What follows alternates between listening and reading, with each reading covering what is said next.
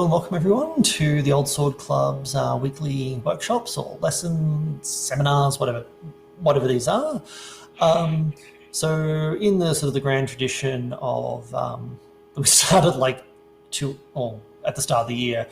At the end of every month, we're going to have a special lesson, and tonight, as our special lesson, we have Arne Koets, who, amongst other things, has a Wikipedia page about himself,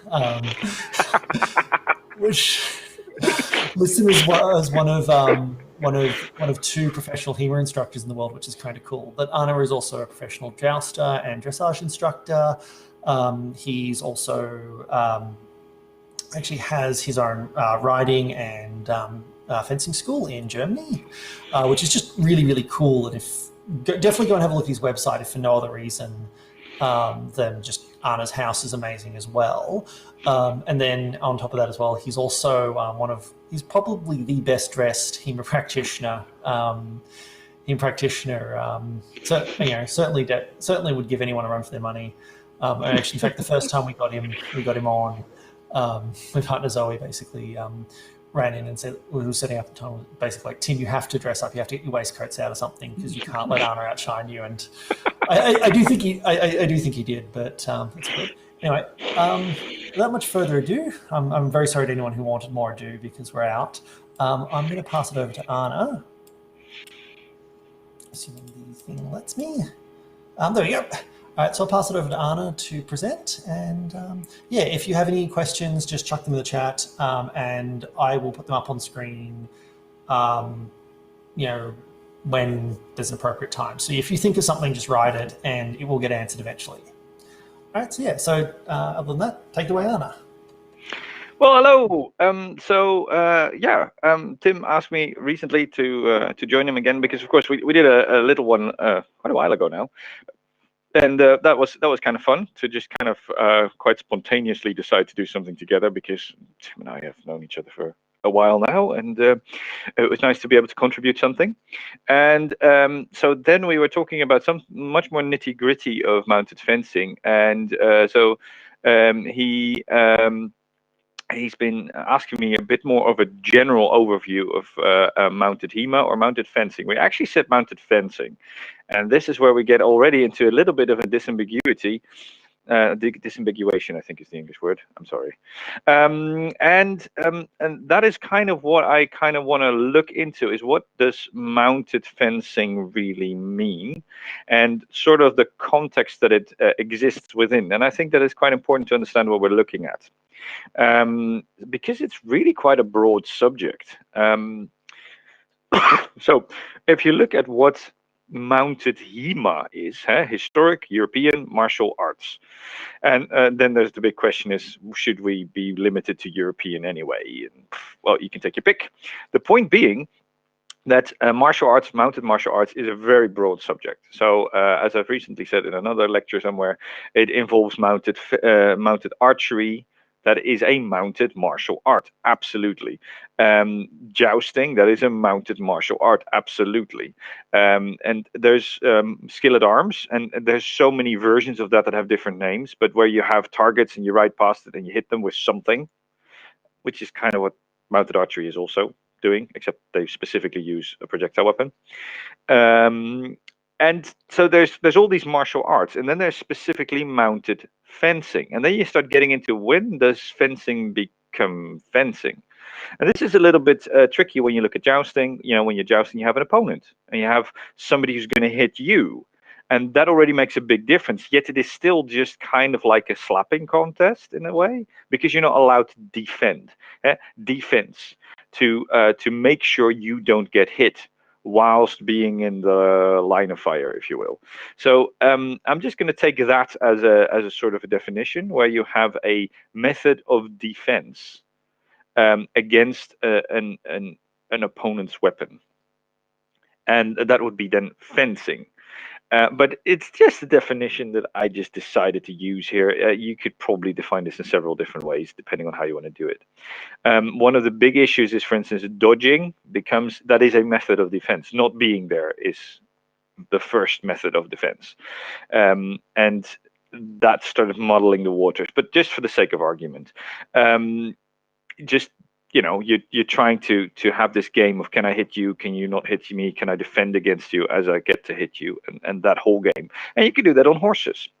Now, if you look at the history of fencing, this is quite a broad piece of history where we see fencing being practiced as a really important skill. And this goes all the way to classical times, and obviously quite a lot before that, there must have been some sort of fencing.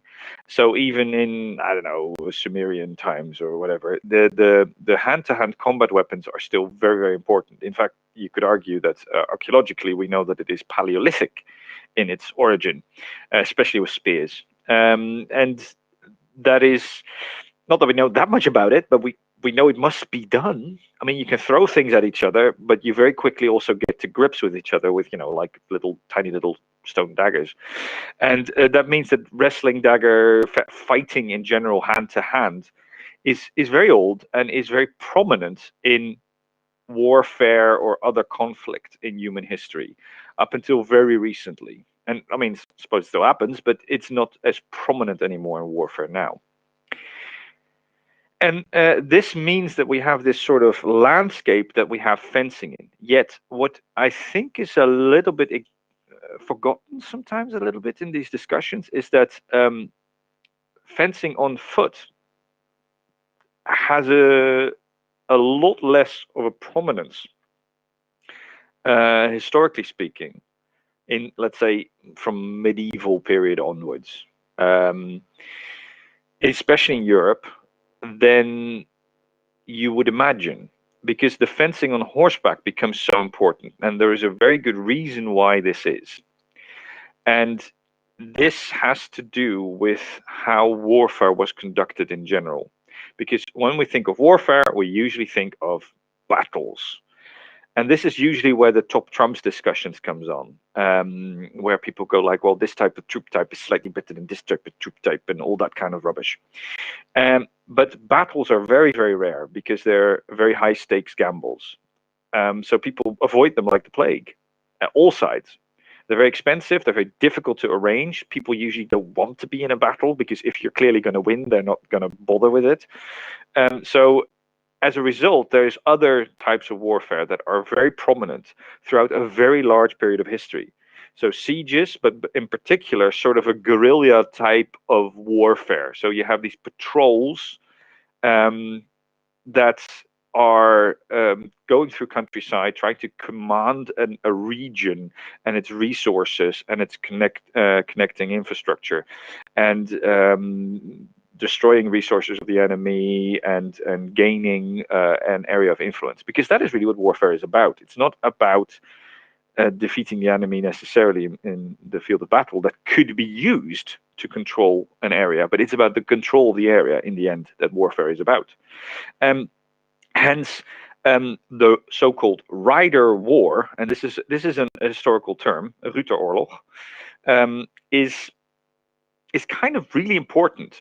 So you have people turning up somewhere and trying to then conduct essentially military operations with as little opposition as possible, by surprise. Now, this is basically what the Vikings did with ships, going up rivers and just turning up and leaving before a serious defense could be mounted. Now, this is then done in less available water connections. Is done very heavily with horses for an immense amount of time, and this starts having all sorts of different names, from the chevauchée and stuff like that. So that's all very medieval, but it carries on. It carries on. Well, the 30 Years' War, there's lots of, if you look at the iconography, for instance, of it, there's lots of people just randomly riding through houses, burning down villages and all that kind of stuff. And this is a very important part of where you might see hand-to-hand combat, and especially where you might see complex fencing, because complex fencing is much more likely when we're not in a nicely ordered line. When you're doing line combat, the actual individual fencing of your weapon becomes usually significantly simpler because you're trying to use the unit's advantage, and so is usually your enemy. And as a result, you might be using only like 3 techniques until you can poke different people ahead of you and not get poked by many more people.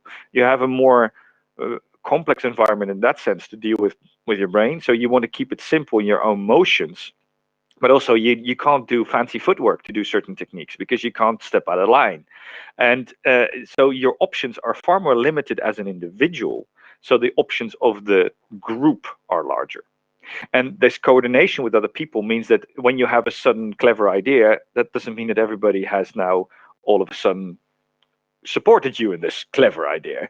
And this makes life very, very difficult in a group combat. So when we see the most fancy or most interesting or more complex fencing techniques, this needs to be a relatively sort of one-on-one situation, or maybe a two-on-one situation, or a two-on-two situation where there's a lot of ability to maneuver.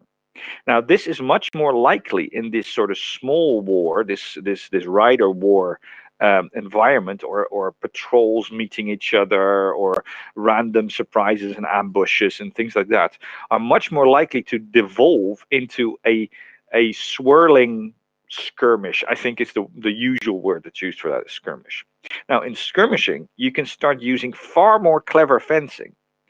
And hence, a lot of the clever fencing that we know is either in a setup duel situation, whether technically and legally set up as a duel, or just sort of coincidentally ended up like a duel, where there's this consensual position where both fencers are going to fence each other.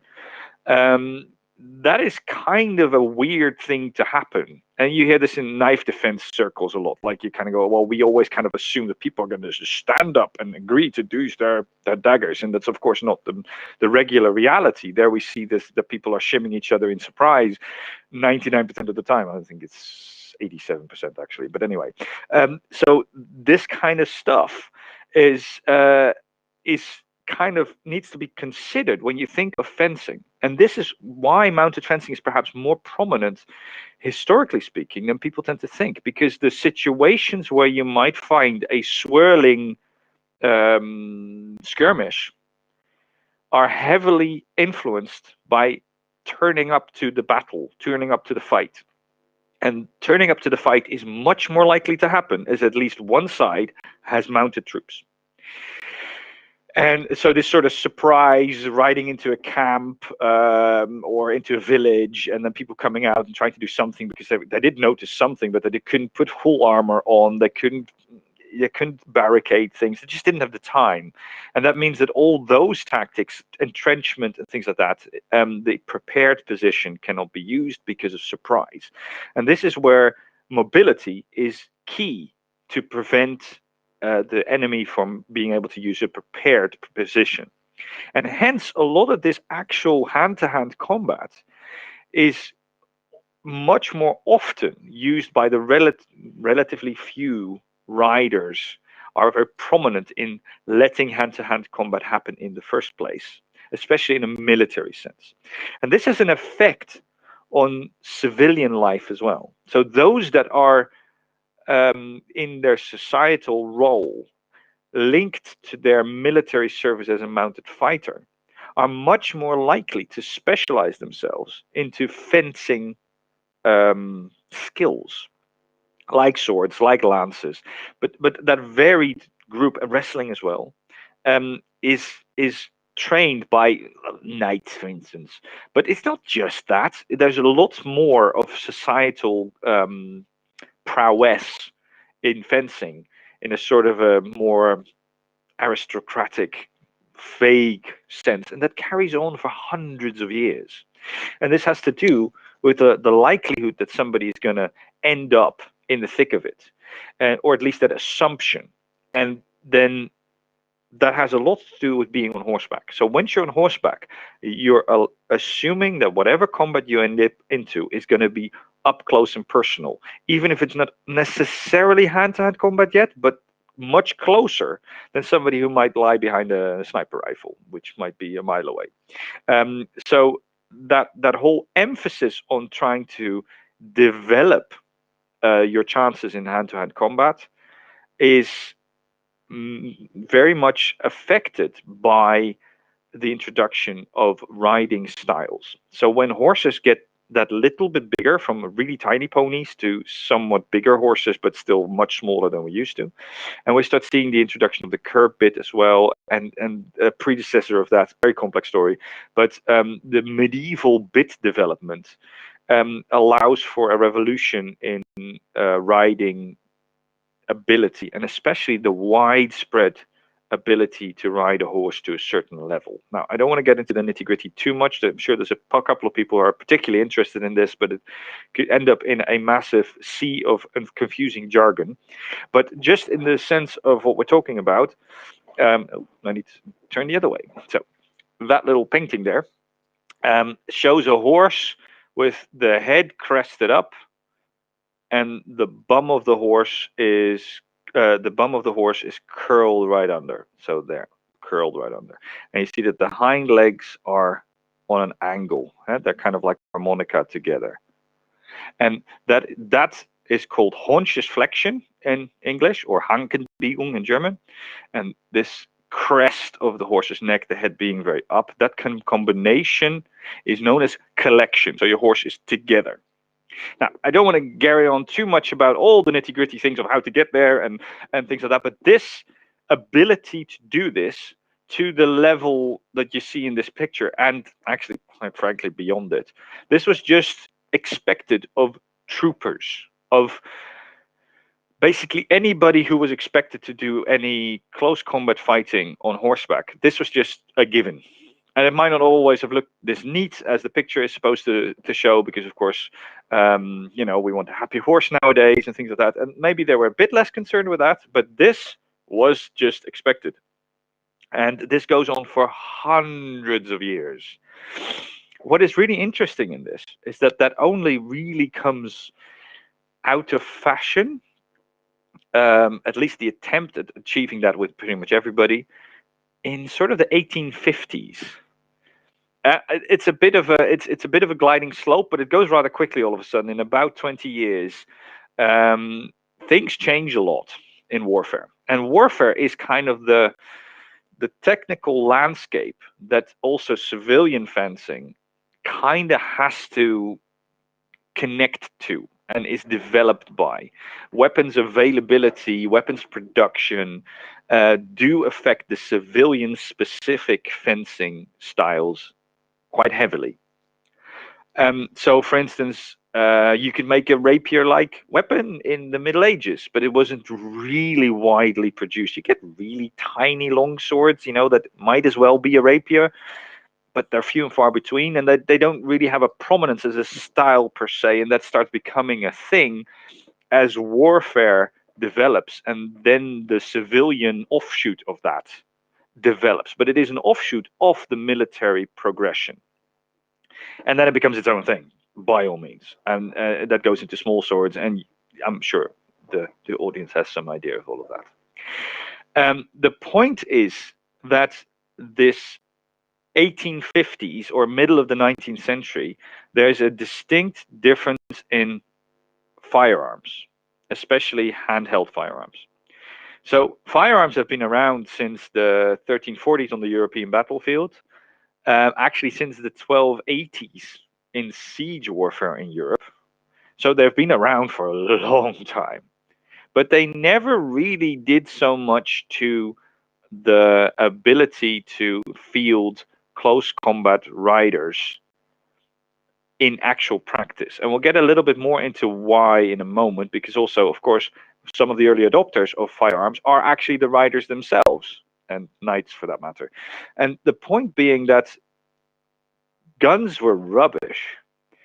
I mean, they were great at a siege when you have this massive target that doesn't move at all, and you can take forever to get to hit it, and then just keep going until it's pulverized.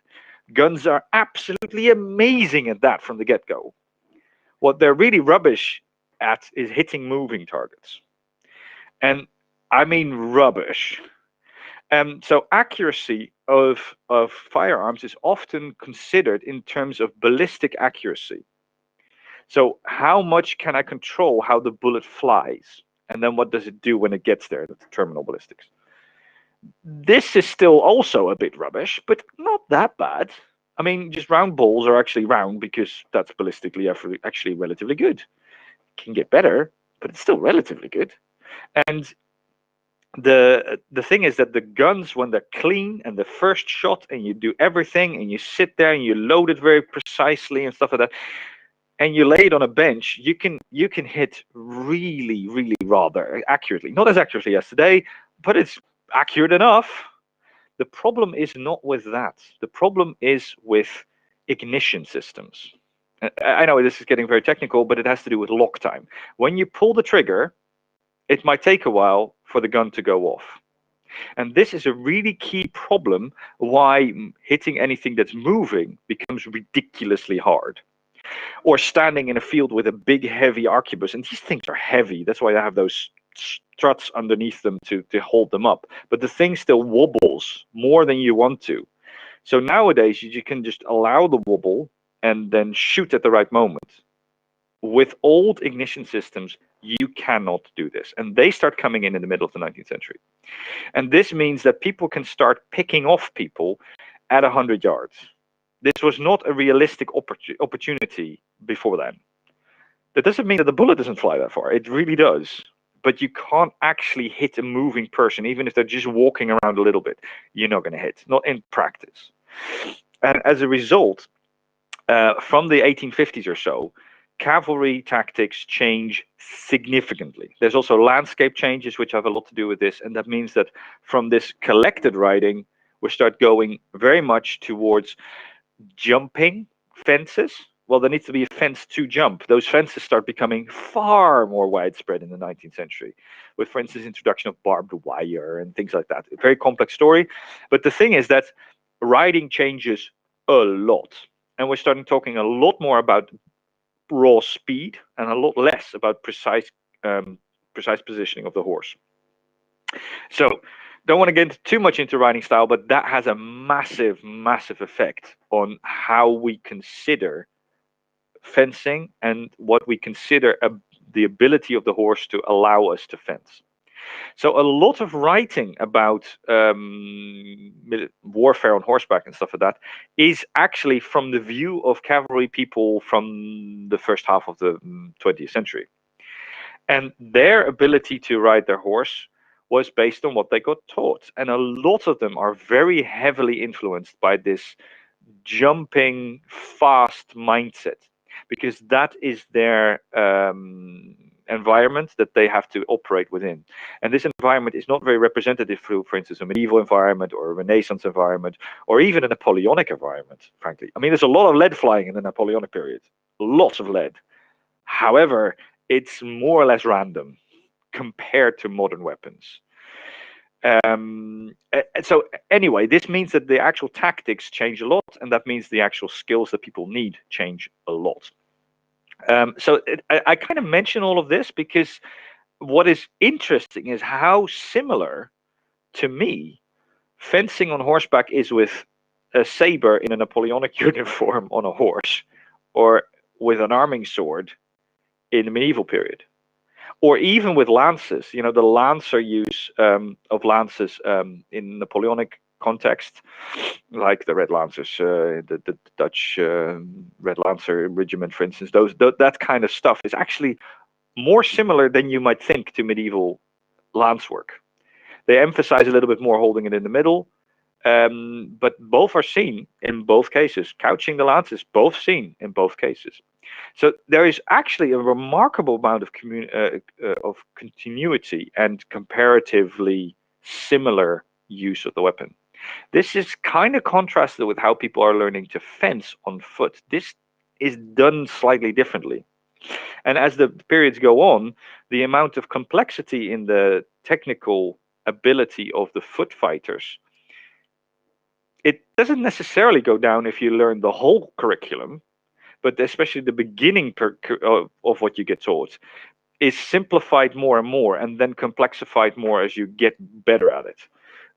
For instance, this whole idea of, for instance, stop thrust or stop cuts comes in later in your learning process. If you look at, I don't know, Hutton or whatever, much more than, for instance, Lichtenauer, where it's basically page 1 is stop cuts, stop thrusts, Absetzen, the entire time. Even the Versetzen had the displacements, the defenses, are actually supposed to be at least attempts at stop cuts and stop thrusts.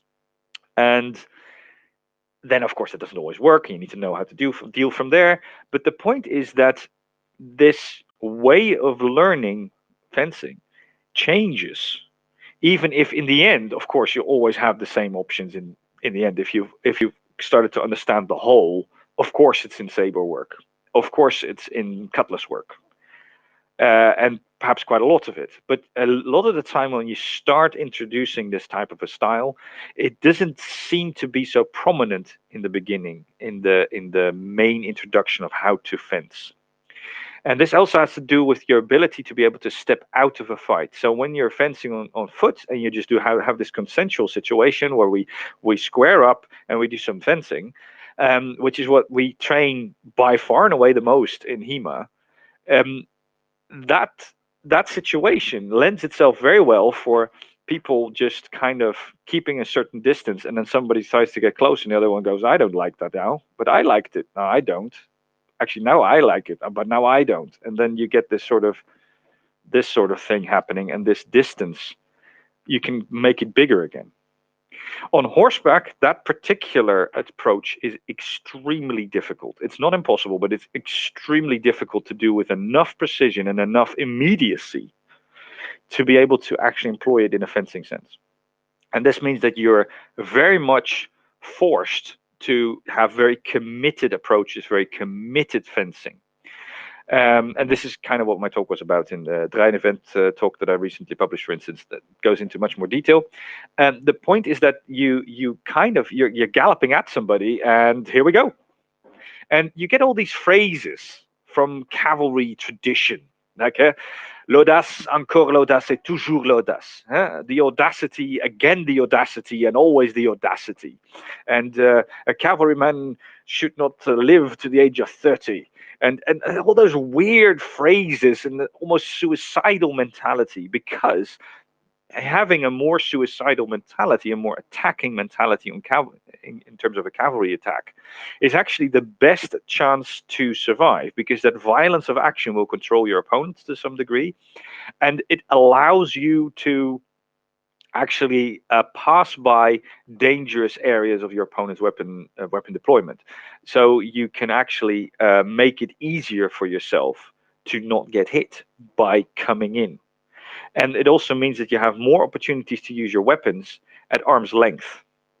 And this is quite important again, is this, how do you even get to your opponent? One thing that is perhaps also quite specific to mounted fencing is that you can't get very close to each other in terms of your bodies. You might lean out of the saddle and then manage to get your chests together to do some wrestling. That might be possible, but most of the time you're at slightly more distant techniques. So, in terms of wrestling, we always used to talk about range of the weapon, range of the wrist, range of the elbow, range of the upper arm, range of the body. And we would distinguish between the situations in how you exactly wrestle with somebody, or grab, or giocastretta, or stuff like that.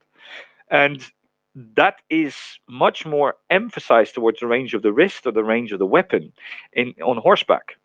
There is definitely much closer wrestles, but you have to get to them, and it's more effort, and it's more of an extraneous situation. And this really affects everything. So this has a lot to do with power generation. You need to be able to get power generation at arm's length.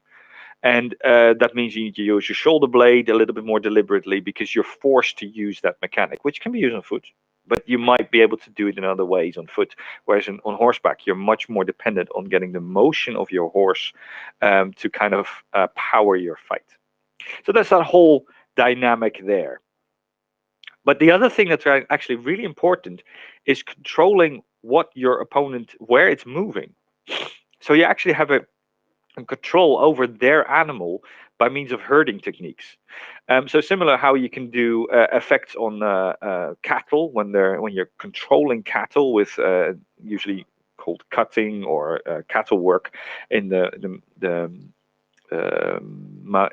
riding community.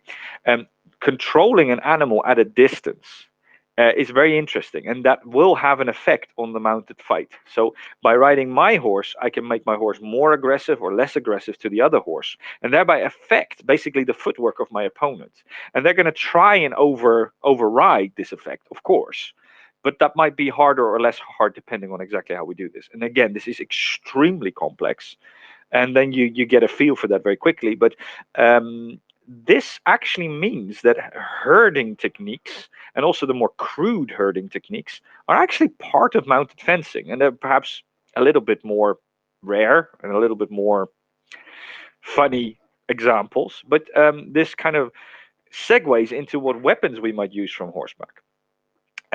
So there's some obvious ones. Lances, they're very useful on horseback, yeah, and you have a lot of range, which was solving one of our issues that we had, that it was a little bit harder to get close quite the way we wanted. And that leads into, for instance, the garrocha. The garrocha is the Iberian herding lance. It's a long stick, which is a very similar length, for instance, to a military lance or a medieval lance, for that matter. They're quite long, quite heavy, and they're used for tipping bulls and herding bulls. You can poke them at a distance and thereby move cattle around. Dangerous animals. And these garrochas and lances, a lot of the techniques are actually very overlapping. So we can use lances like that. So both to control other animals, but also to just poke the opponent's riders or attack infantry, of course. Then there's swords. This is fairly obvious. Swords are actually a bit more of an obvious weapon for a cavalryman than they are for an infantryman. But of course, you can use them equally well. They're a great sidearm to have on your person in case you need to dismount or whatever. It is really, really a good weapon. And especially swords on horseback are more powerful, quite literally, because I can use the power of the horse. So I have less effort to wound an opponent. I have more opportunity to use different parts of the blades to impact with. So it's less of a loss if I hit with the very tip, even if it's not the center of percussion, because I usually have so much oodles of excess energy that it's good enough. Even if it's not ideal, it doesn't have to be ideal. And this allows me tactical opportunity of range that I wouldn't necessarily have so easily on foot. I can still do it on foot, but it's more effort. It requires me to be more within the remit of a very correct technique, which of course under stressful situations might not always be available. So swords are very important. Warhammers are obvious, but warhammers are actually really short. Even long warhammers, they might get up to 90 centimeters or something, but they kind of peter out at that point. Most of them are quite shorter, and maces similarly. They are powerful again, they are status symbols, they are very good at attacking people who have a lot of armor on, and they cause them to go like, oh, the thing looks scary. So they have a very, very important place there. Also, actually, attacking horses, warhammers are a big deal. But they are very short. So this means that you use them in a different way. And you can actually use the head of the warhammer to create almost like a shield, like a buckler comes out in a way. You can actually use the head of the warhammer to catch things as well, which is kind of an interesting little game to play. But they're heavy as sin, so they're not that nimble to use at arm's length. But it's an interesting thing. They're definitely used, and they're used also a lot to hook and try to pull people off their horses by their throat, for instance. This is quite commonly seen. Daggers are used on horseback, but of course not as much as we see them on foot. Nowhere near as much, but they are shown. And of course there's wrestling. So you do a lot of these things where you just grab someone's wrist and just pull them down as you pummel them in the face as you ride off and pull them off their horse. Wrestling is a really big deal in mounted fencing, but it is of course quite tricky to practice because it could be quite dangerous, because it can be very effective to dump somebody under the hooves of their own horse, which is also why it's a little bit dangerous to play with, and you need to be really careful on how you introduce this all to people and how to play with that. Shields are actually a really big deal on horseback, but they kind of recent HEMA circles, of course, we've looked a lot at the use of shields on foot, and that is a very complex and interesting field of study. And there's all sorts of ways of doing this, and there's all sorts of ways of using the shield more as a barrier and more as a weapon. And I'm sure you've all heard of this at some point. Um, and that is all very valid, by the way. I don't want to pretend that it isn't. I'm not meaning that. But on horseback, it does get a little bit difficult because some of those things on being quite so aggressive with the shield is limited to how you're sitting on the horse. So not to say that you don't use it, you absolutely do. But there is fewer occasions where this becomes prominent. Quite a lot fewer, I must say. And then when you get the chance, you totally do it. You just drop your reins and you poke the corner of your shield in their face and hit them over the head with a sword. Absolutely. But there's fewer occasions where you can employ that. So it is used a little bit more like a massive besigue is the armor technical term, like a massive piece of armor that you just strap to your person. That is a little bit more common. And you see shields that are developed to mostly emphasize this kind of thing. For instance, the Hungarian wing shields, which come up next to your head. So you have a sort of a diagonal across your body, and they wrap around your body really a lot. They usually come almost to 180-degree turn. So they're like a half a tube cut up like this that sits around your body. Used with usually very long lances and big moustaches. That is apparently really important.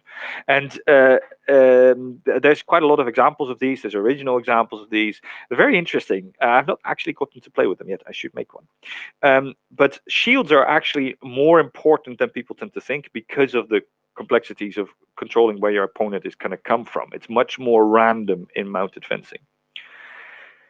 Lassos are actually used, or ropes in a sort of a general sense of making your opponent's life hard. And they're kind of very creative with rope use, but lassos are used, for instance, in the 19th century in California in combination with lances. So you have lancers and lassoing troops that are together working in conjunction with each other, in coordinated conjunction, in order to defeat the enemy. But there's also lassos in a Mongolian sense. So I mean, from the steppes in general, where you have these really long, light sticks with a snare at the end of it, with a rope, and they are a little bit easier to employ, but and they're very long sticks, so you can actually snare things and weapons and things like that with various rope implements. So I just kind of pull it under there. But there is actual evidence for that, where you see people being pulled off horses by rope use and things like that. And people definitely did if they got the chance. But throwing a lasso is something that takes quite a bit of skill to develop. So, of course, when that was for herding practices, a relatively widespread thing, then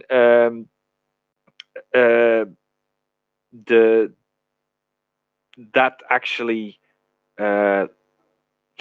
how do I want to put it? So you need to really kind of get good at it to use it, and that takes a lot of skill to use. And actually, I had at some point, which was a bit of a silly joke, but somebody pulled a joke on me, tried to lasso me on a horse when I was holding a sword in my hand, and I could actually parry it more easily than I ever would have thought. So that is actually a thing as well, is that you can parry a lasso being projected at you. So it's not as obvious a thing perhaps as you might think, which is perhaps why it's a little bit rare. But it is a thing. It is something that is within the remit. And then we get to missile weapons. So of course you can use missile weapons from horseback, like bows, obviously mounted archery. And then you can use crossbows from horseback, and they're a bit tricky to reload. I mean, of course, it just takes time. So when it's a complex environment, the horse might not be quite so keen to stand still whilst you're winding your crossbow forever. So you're probably going to use it once, and that is it, until you can withdraw from the fight altogether in actual practice. But similarly with pistols, you don't reload a pistol in the middle of an actual fight. Maybe when you withdraw to the start line, there you can start reloading pistols. But as a general rule, you don't.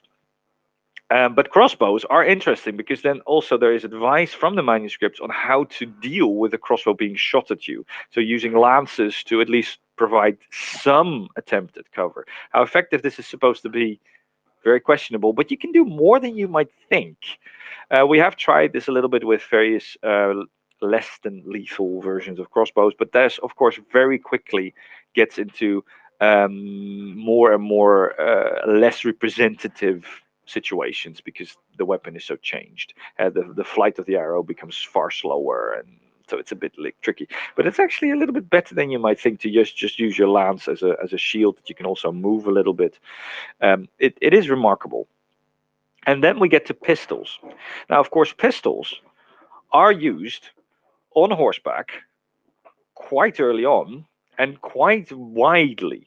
So riders use pistols quite widely.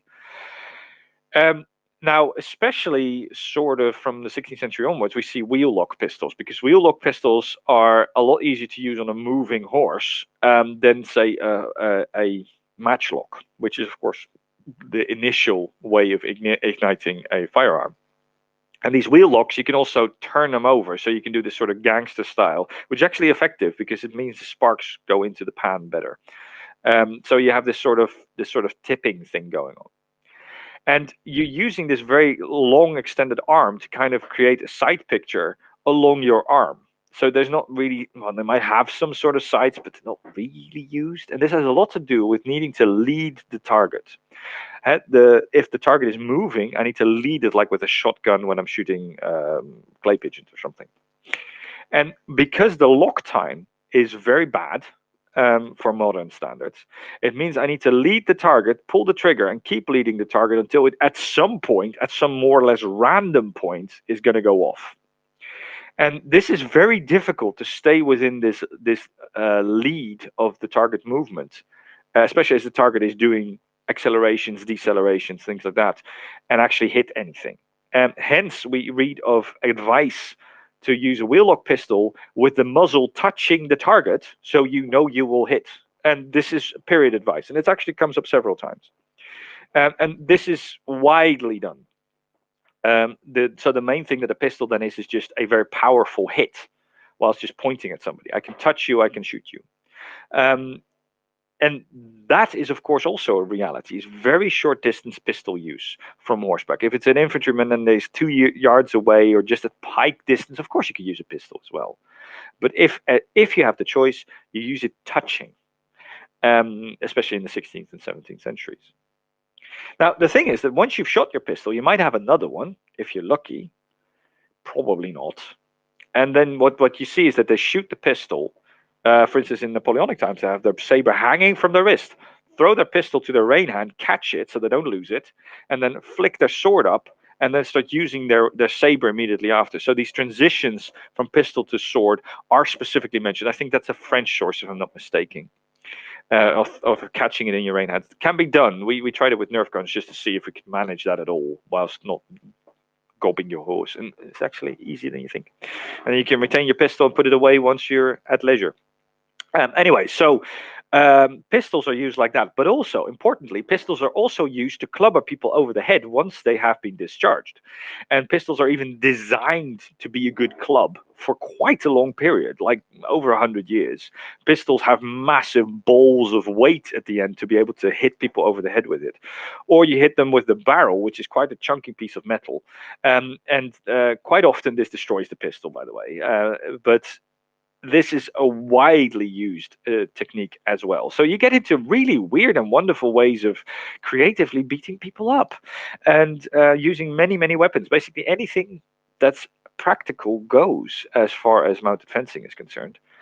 And of course, these days we don't do all the things that you can do to horses, nasty things like twisting the heads around or putting your arm through the reins and then grabbing the rider by their head, so you throw man and horse at once. These are things that are described in the manuscripts. We usually don't practice any of those because, well, not only are they not very nice to the animals, they're also really rather dangerous. So we usually don't practice those things. But mounted fencing it can be a really fun game just to see what you can do with your horse using different weapons to just kind of fence in a friendly manner, actually. But also, of course, there's the whole thing of using cavalry as a group, and this makes life very very different, and that's very interesting. And being able to maneuver a body of cavalry as a group, and again, this is where the quality of riding really gives you a lot more options for instance, turning a body of cavalry very suddenly around is very dependent on the level of collection that I mentioned at the beginning. So when everybody in the unit is on a collected horse, the unit can basically turn around on the spot. They can turn in directions you wouldn't normally be able to turn. So normally you have a left or a right, especially when you're cantering, and that means that you cannot just turn left or just turn right at will. You would have to do a flying lead change, for instance, or something of that order. But there's ways in which especially collected horses can do the wrong turn unpredictably. And this makes life so much more interesting for the more educated horse with the more educated rider. They have such more of a plethora of things to do that they start very quickly dominating these fights. And this even goes to fighting somebody on foot. So with the more collected type of riding, it becomes very hard for a person on foot to be able to dodge the rider.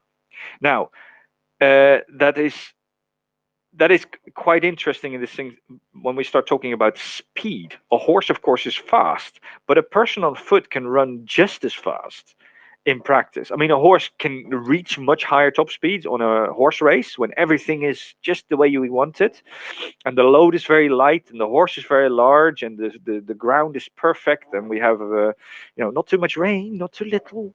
Then a horse can reach 80 kilometers an hour or something. Ridiculous speeds. You can never run that fast. But in an actual combat environment, a person can actually run really fast for a short bit. And it's not that far off from a horse. However, the lunge reach of a single step of a horse can be up to 4 meters. Now, a person cannot really lunge like that, at least not with a run up. Of course, you can do a long jump, but you wouldn't use that in combat. Whereas a horse from a standstill can jump remarkably far if they really, really want to. So then the speed in this jump might not actually be that different from, say, a person on foot.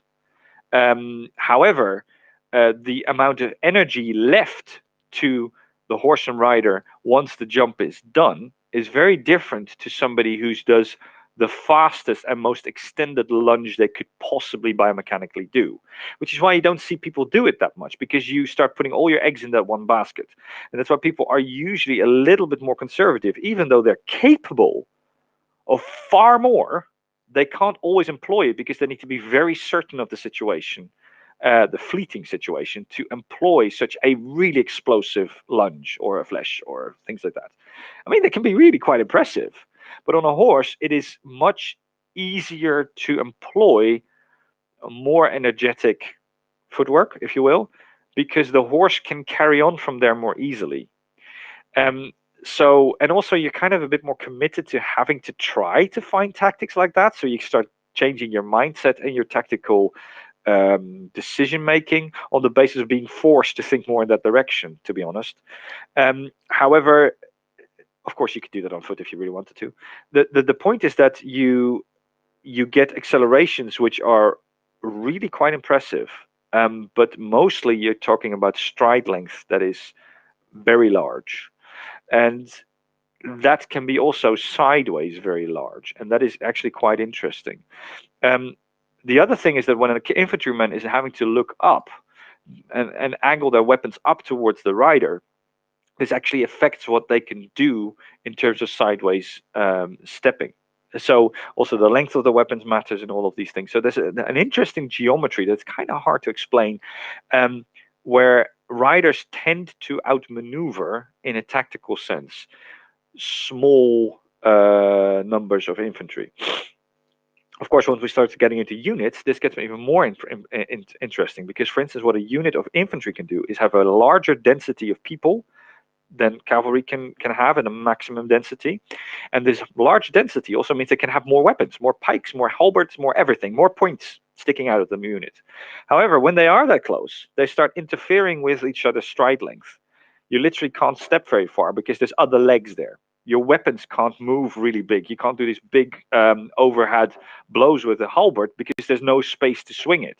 I mean, you can still do it at relatively close formations, but at some point it becomes too close to use some of these techniques, and you're resorting to other ones that you can do in close formation, and you become slightly more predictable that way.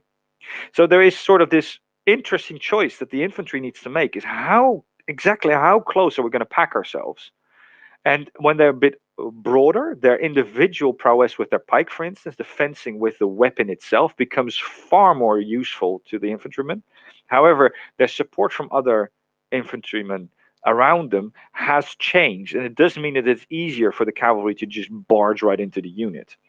And if they close up, this becomes significantly harder for the cavalry. However, the use of the weapons that the infantry can employ actually becomes far fewer techniques and very restricted, because your pike just doesn't have any space between all the other pikes to move around, and you would interfere with each other very quickly.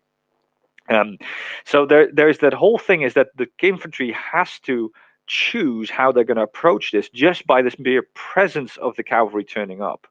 And usually they choose the schooling fish effect. That's what I've seen people do, at least in reenactments, is they go children or whatever, or a pike block or a square. And this is kind of the recommended technique at the time as well. And that means that they are less able to deploy themselves aggressively, not just towards the cavalry, but also other units that might be around in the fight. For instance, it's much harder for the infantry to attack an artillery position when they have to also be defended against cavalry, and then just this whole unit moves very, very difficult forward because their legs are so close together. So you'd have to be very precisely in step, and this becomes more difficult as the unit becomes larger and larger and larger, and there's more noise on the battlefield and things like that. So this is really interesting dichotomy of group fighting and individual fighting, and this is really, really rather different. And as a result, you find that it's very easy to make some of these assumptions about it that are very dependent on exactly how the horse is being ridden, exactly how the horse is being equipped, and it's very easy to see, for instance, literature these days, historical literature, assuming late 19th, early 20th century assumptions about riding, about horse behavior, and things like that, which affect our understanding of mounted, well, weapon use in general, which is very different when you ride in the way that they specifically said you're supposed to be riding in earlier periods. And that's not to say that it's the end all of things. It's just an interesting little extra flavor to the complexity of hand-to-hand fighting, and it's really interesting to play with. It's just another dish on the table, if you will. So yeah, brings a dash of style to what would otherwise be a vulgar brawl, I think is the quote. So maybe I should go to questions there. Yep, so we're going to questions. So I'll just, any questions that get asked in the chat, so just comment below. I'll put up on screen. We've got a few comments, but I might start with this question mostly because it's been bothering me for a little while as well.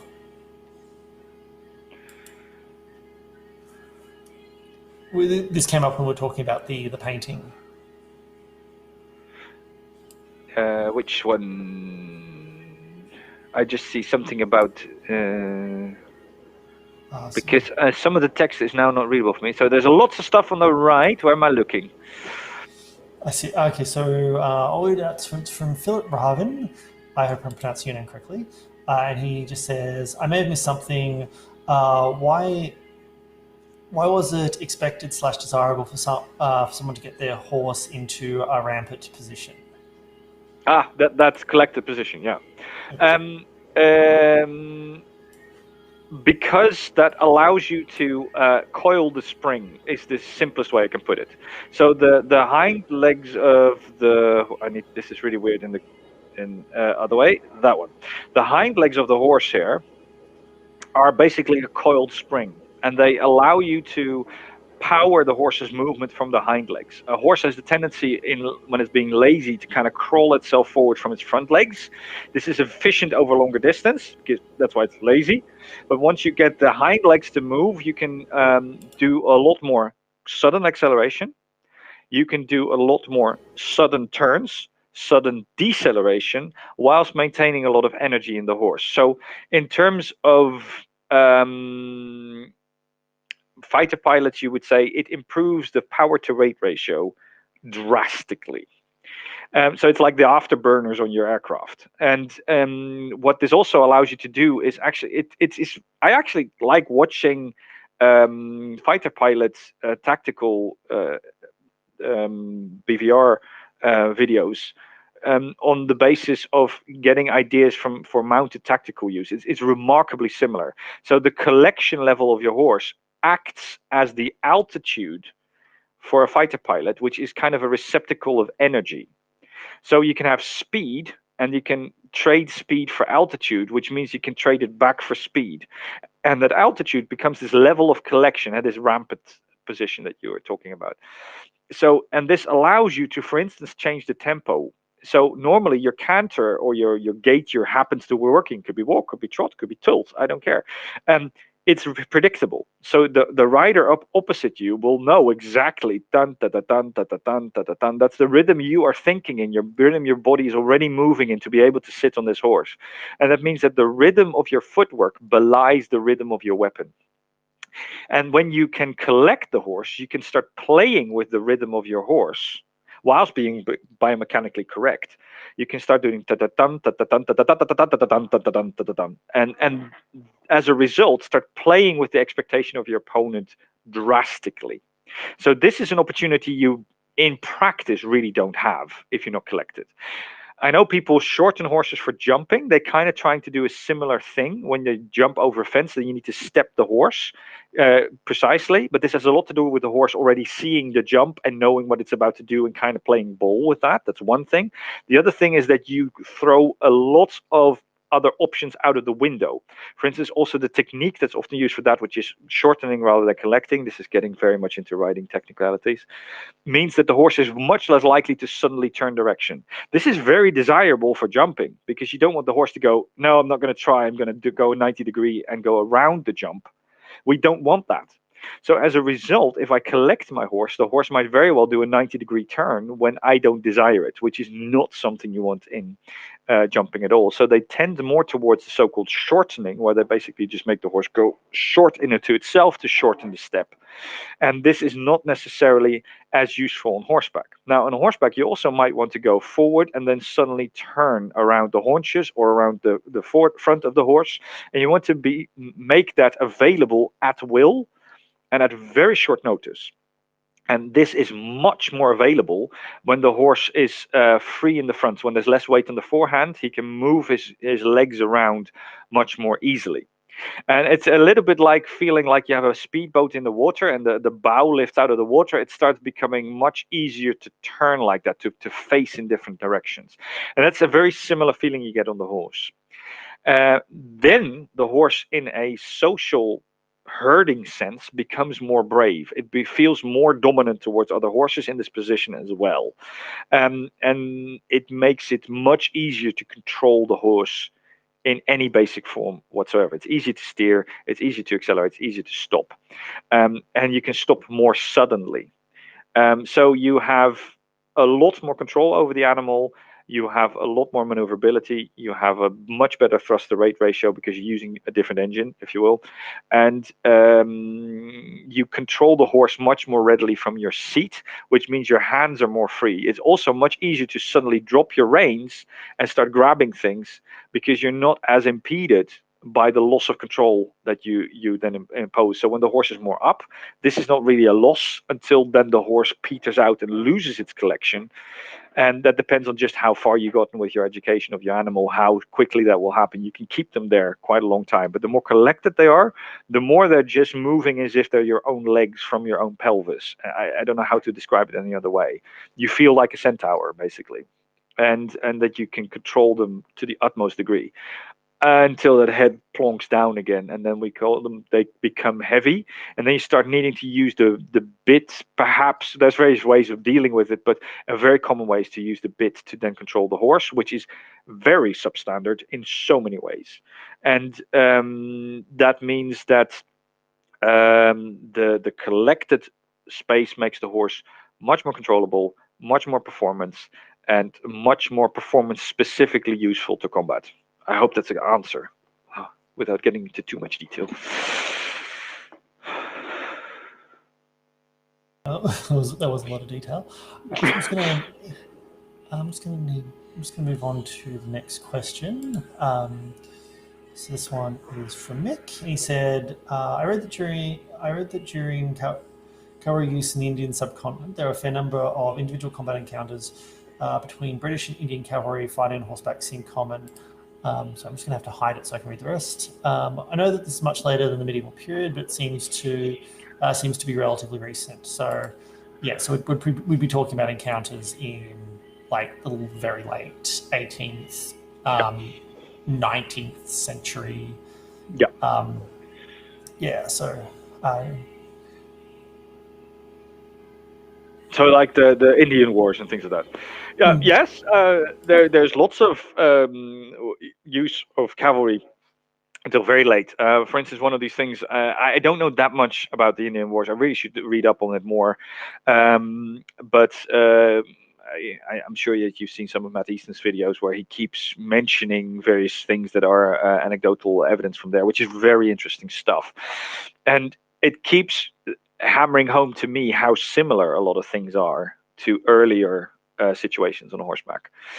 And yeah, you get this sort of individual encounters, and that has a lot to do with patrols, that has a lot to do with these small scale situations and how common they are, and they remain common. And you see this across colonial warfare in general up until very late, is that there is relatively small numbers of people on one side at least that are trying to control a very large area, be it the whole of India and Pakistan, or be it the whole of Indonesia and all its islands. So the colonial suppressors, so to speak, use very few troops that need to be outnumbered regularly, and they need to kind of use some quality of theirs to be able to stand up to this quality, this numbers dichotomy. So you see this arranging patrols and trying to outmaneuver and using technical superiority in order to deal with the fact that there's just more of them. And that works to various degrees of effectiveness, or not so. And hence, you see that very often there's not this nice, massive, compact army that we always think about. That's just not necessarily a reality. So you see a lot of ambushing. You see a lot of guerrilla type warfare. And guerrilla had the small war, the warlet, is very similar to the concept of a rider war in that sense, and chevauché and things like that. So you see a lot of these parallels in what then tends to transpire when it comes to the actual combat itself. And you see a lot of individuals fighting individuals. So I'm not quite sure what your question is about this, but yes, it is very common to see spread out bunches of cavalry meeting each other and then riding around each other and using slightly different approaches, and being completely surprised by local use of the weapons as opposed to, and then the sort of more traditional way that the Europeans thinks it's supposed to be done, and running into trouble, having to adapt and things like that, of course. But similarly, you see that fighting on horseback carries on well into the First World War. When we think of the First World War, we think of the Western Front, where of course horses are used very widely for moving cavalry, cannons and things like that, but less so for attack, although there is some examples, especially at the very beginning and at the very end. But it is very limited in the trench conditions that are across the Western Front in most of the First World War. However, on the Eastern Front into Russia, this is a completely different ballgame. There's again areas where everything gets entrenched very heavily, and then the maneuver goes away very suddenly. But there's whole stretches of that campaign, or those campaigns, that are very heavily based on the maneuverability of cavalry, dragoons, and various things like that. And both sides use a lot of cavalry maneuverability. And that is perhaps a bit more centered around using guns from horseback or positioning yourself, getting somewhere, and then making a firing position. Yes, it's a lot more common. However, there are still situations where they were trying to get somewhere and just run into the others and go, oh, draw swords. And this keeps happening. And frankly, there is cavalry charges that happened in 2007, I think. Something happened in Afghanistan. So it just keeps going. If that is an answer to your question, because I'm not quite sure what the question was. There's something as it. Apparently, you can correct me if I'm wrong about this. Wasn't the largest cavalry battle actually in the 20th century in the Polish-Soviet wars? This is one of sort of the wars between between the two world wars. There was actually a massive cavalry engagement between the Polish and Soviets. Don't know. That might be very interesting. I have never heard of it. Not in that context. But that I wouldn't surprise me that is absolutely true. But it depends. Probably a lot of these things depend on how you count. So the largest, it was probably very large. And I presume that it's a bit like, what is the biggest tank battle? Well, that depends on where you draw the line around what is the battle. And, is 17 Easting the biggest tank battle, or Kharkov the biggest tank battle, or the Battle of Kursk? Well, Kharkov, but yeah. So a lot of these, the biggest is, of course, actually not that interesting in itself as a question. But I'm sure that there's very, very large engagements are happening more as time goes on, as the armies get larger in general, and actually more and more horses are available to be used in the first place. So it wouldn't surprise me if you're right. I just don't happen to know. Yeah, I'll have to Google that one. All right, so I've got our next question, which is from Dedev, which said, medieval pictures almost all show studs to improve grip because they were generating so much power they'd slip otherwise. Interesting. Yes. This has to do with how you make horseshoes. This doesn't show it, this particular thing. Medieval horseshoe quite often isn't flat, but it's kinked over at the end. So this is what is known as a stud. So the very end of the horseshoe is bent over, and this replaces what we would do today, which is the studs that are being referred to, where you drill a hole in the horseshoe, tap a screw thread, and then screw a stud in there. That is often quite a hard material to grip into the surface that you're on. This was much more widely done in medieval period. It's not every shoe, but you see it very often. It's very easy to spot, and it's interesting to see that they do that. One of the things with studs, especially those studs, is because they're forged into the shoe, you can't unscrew them and take them out again. Now, as a result, if you're on a very hard surface, the horse is actually kinked with its foot, and it's like walking on high heels. And this is not necessarily a good thing for the horse to keep doing forever and ever and ever. So if I were to have a driving company and I would have a carriage and I'm driving on asphalt roads the entire day, you would never in your wildest dream make that particular kink over on the back of a shoe, because the horse would constantly be out of position with its wrist, if you will. And as a result, in medieval times, we have a much bigger opportunity to use an approach like that, because the surfaces are almost universally not paved. So they sink in more and they have a lot of grip. The interesting thing is, because it's kind of flat in a sense, it grips very well in one direction, but it grips a lot less in one other direction. And that allows you to twist on the foot very well without the hoof being too grippy and then twisting the whole leg up and causing injury to the horse when you do these really tight turns with the standing hind leg, for instance, like a rollback or various other things that it's all these exercises that you might use. But for instance, a standing leg hind leg pirouette was the norm in the 18th century still. So not stepping like you do in competition today, but standing and twisting on it. Le jambe de derrière de dedans se ne levait point, c'est comme un pivot autour duquel l'autre jambe le tournant, is the actual phrase in François Revolution de la Guérinière, which is a very influential treatise on riding. And when you have these studs that are kind of flat, you can afford to do that even though you have studs. And a lot of the studs are also on the front legs, not necessarily always on. It depends. So it's a very complex issue, actually. Also, the horseshoes are broader because of the softness of the surface that is assumed. So because a lot of roads are just dirt or then very quickly mud. The grippiness is better, but also you can have a larger shoe that is not so easily stepped into by the back hoof and then pulled off the horse's feet, because you already have that kink. So it's also a reliability issue on campaign. If you need to have a farrier in the middle of everything, you don't want that. So some of these designs are, of course, in this extremely complex subject of shoeing horses, and it has a lot to do with the expected surface, and that you basically expect to not be on paved surfaces, well, hardly at all, really, and that allows you to choose this type of shoeing, which you wouldn't today, which is why we use these screw threads, which, of course, at the time were ridiculously complex. They were known, you could do it, but it was very hard to put a screw thread in something as expendable as a horseshoe that just gets used up. The metal just gets shaved away to nothing eventually. So yeah, they improve grip.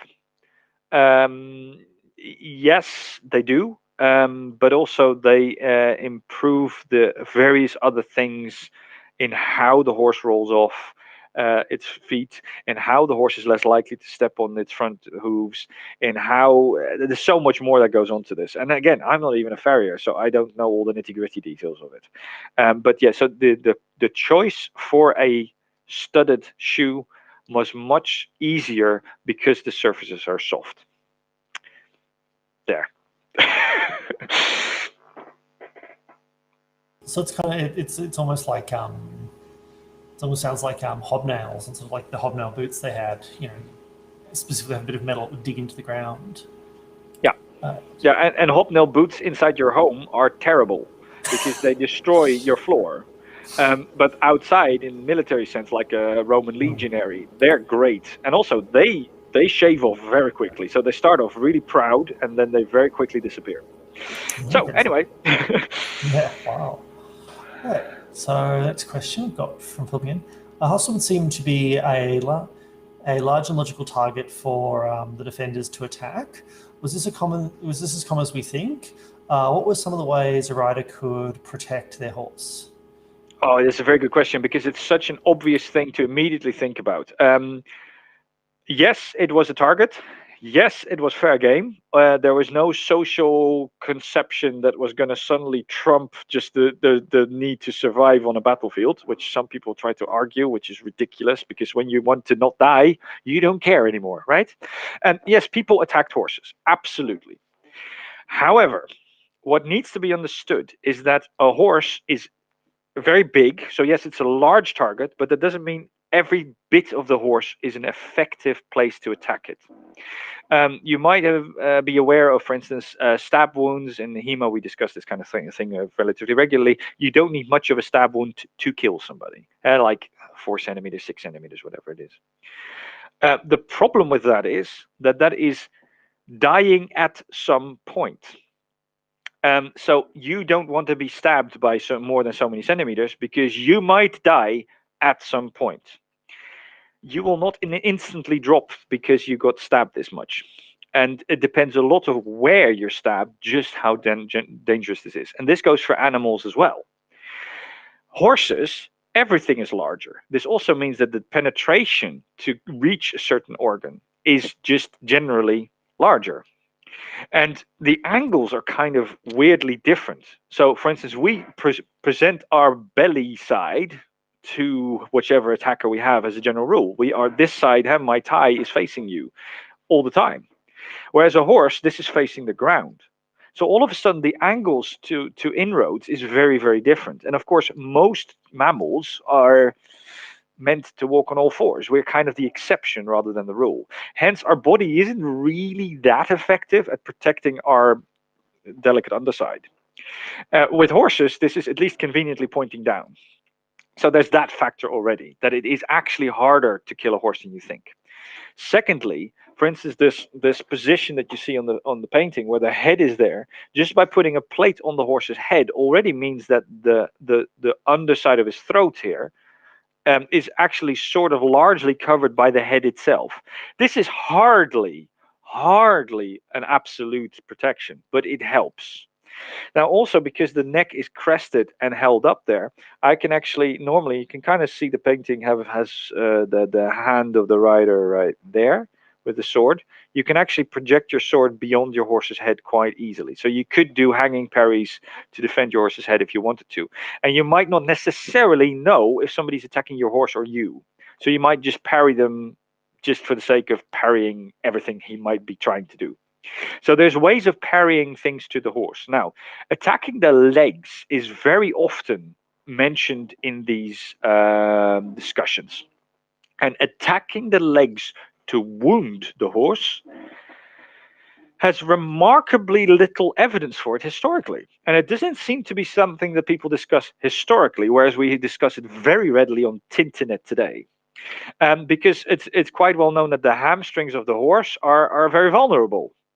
Well, they are, but they're back here, and the attacker is usually in front there.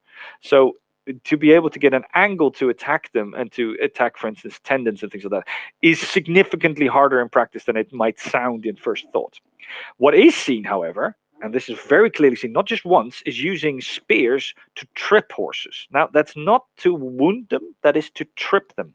So wrestling with the animal is done rather a lot in the manuscripts.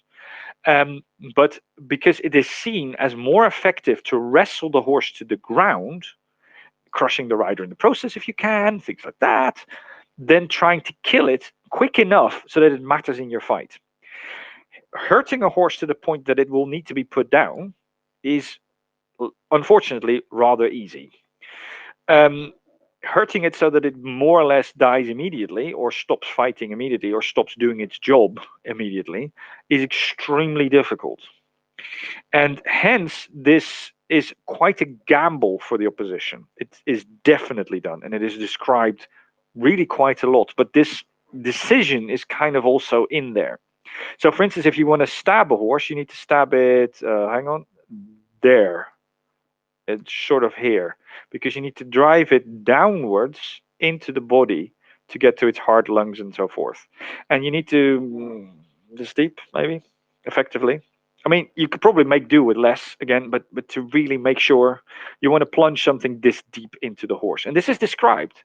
This is described in various places where poleaxes get plunged into the side of a horse, or there's a depiction of somebody using, I think it's a glaive, but it might be an old owlspiece, where they're plunging it into the front of the horse right here as well, and it's going all the way to the rondelle. I mean, again, deep.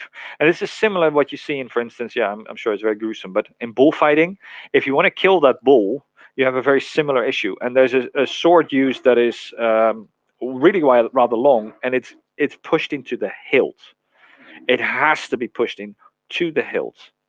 And even then, it is usually not as quick as as they would like. And this gives you some idea of just how hard it is to kill large animals. Hence, for instance, in hunting today, we have very specific rules in Germany, at least, on how big your rifle needs to be if you're shooting at a deer or something. Because in order to be humane, you need to really work hard to make sure that an animal drops that quickly. And this is why attacking the animal is not as easy as you think. And what it also does is when your weapon is projected at the animal, it's not projected at the rider. And this gives the rider a free shot. And you're probably quite aware of this. So you might kill his horse, he will kill you, and then goes to look for another horse. And replacing horses, even in larger engagements, having spare horses around, was an expectation. Hence the whole thing with the page sitting on your spare horse. So they are, unfortunately, seen as expendable.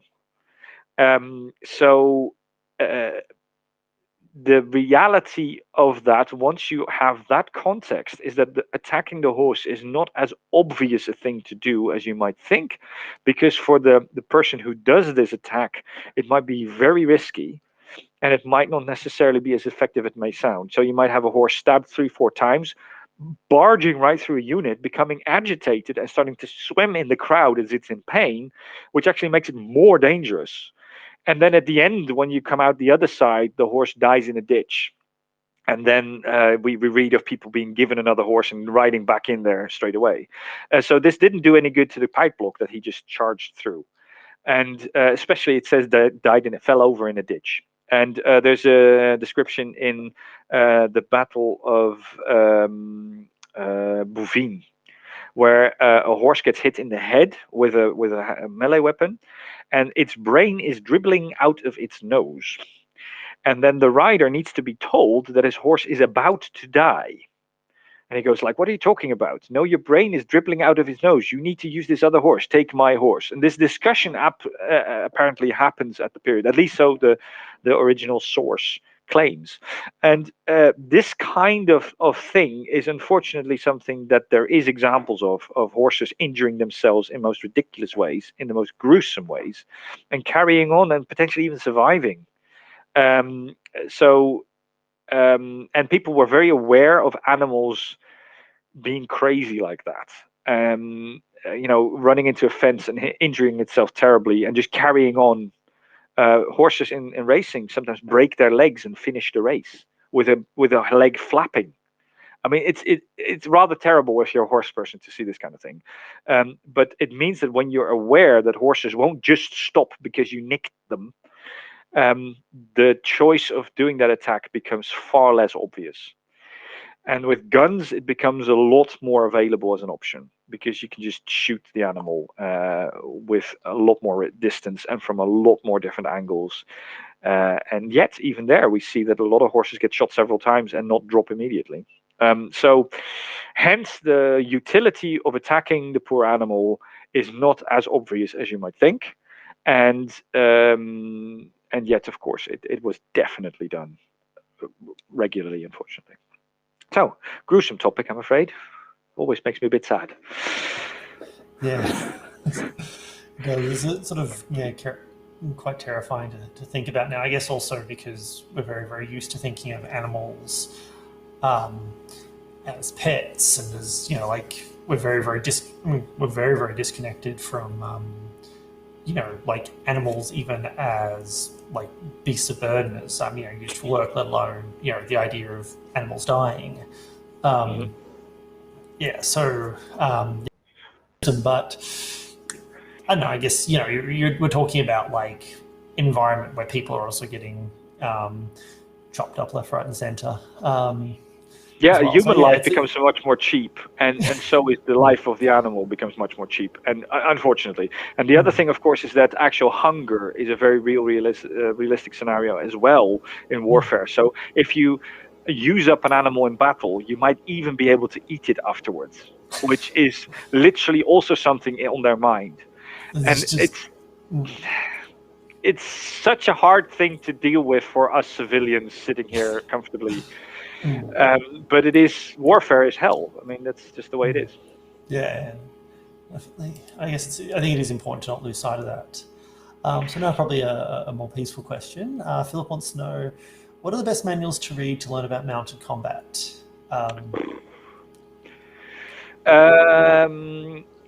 Most of the early fencing manuscripts will have a section on horse combat in it.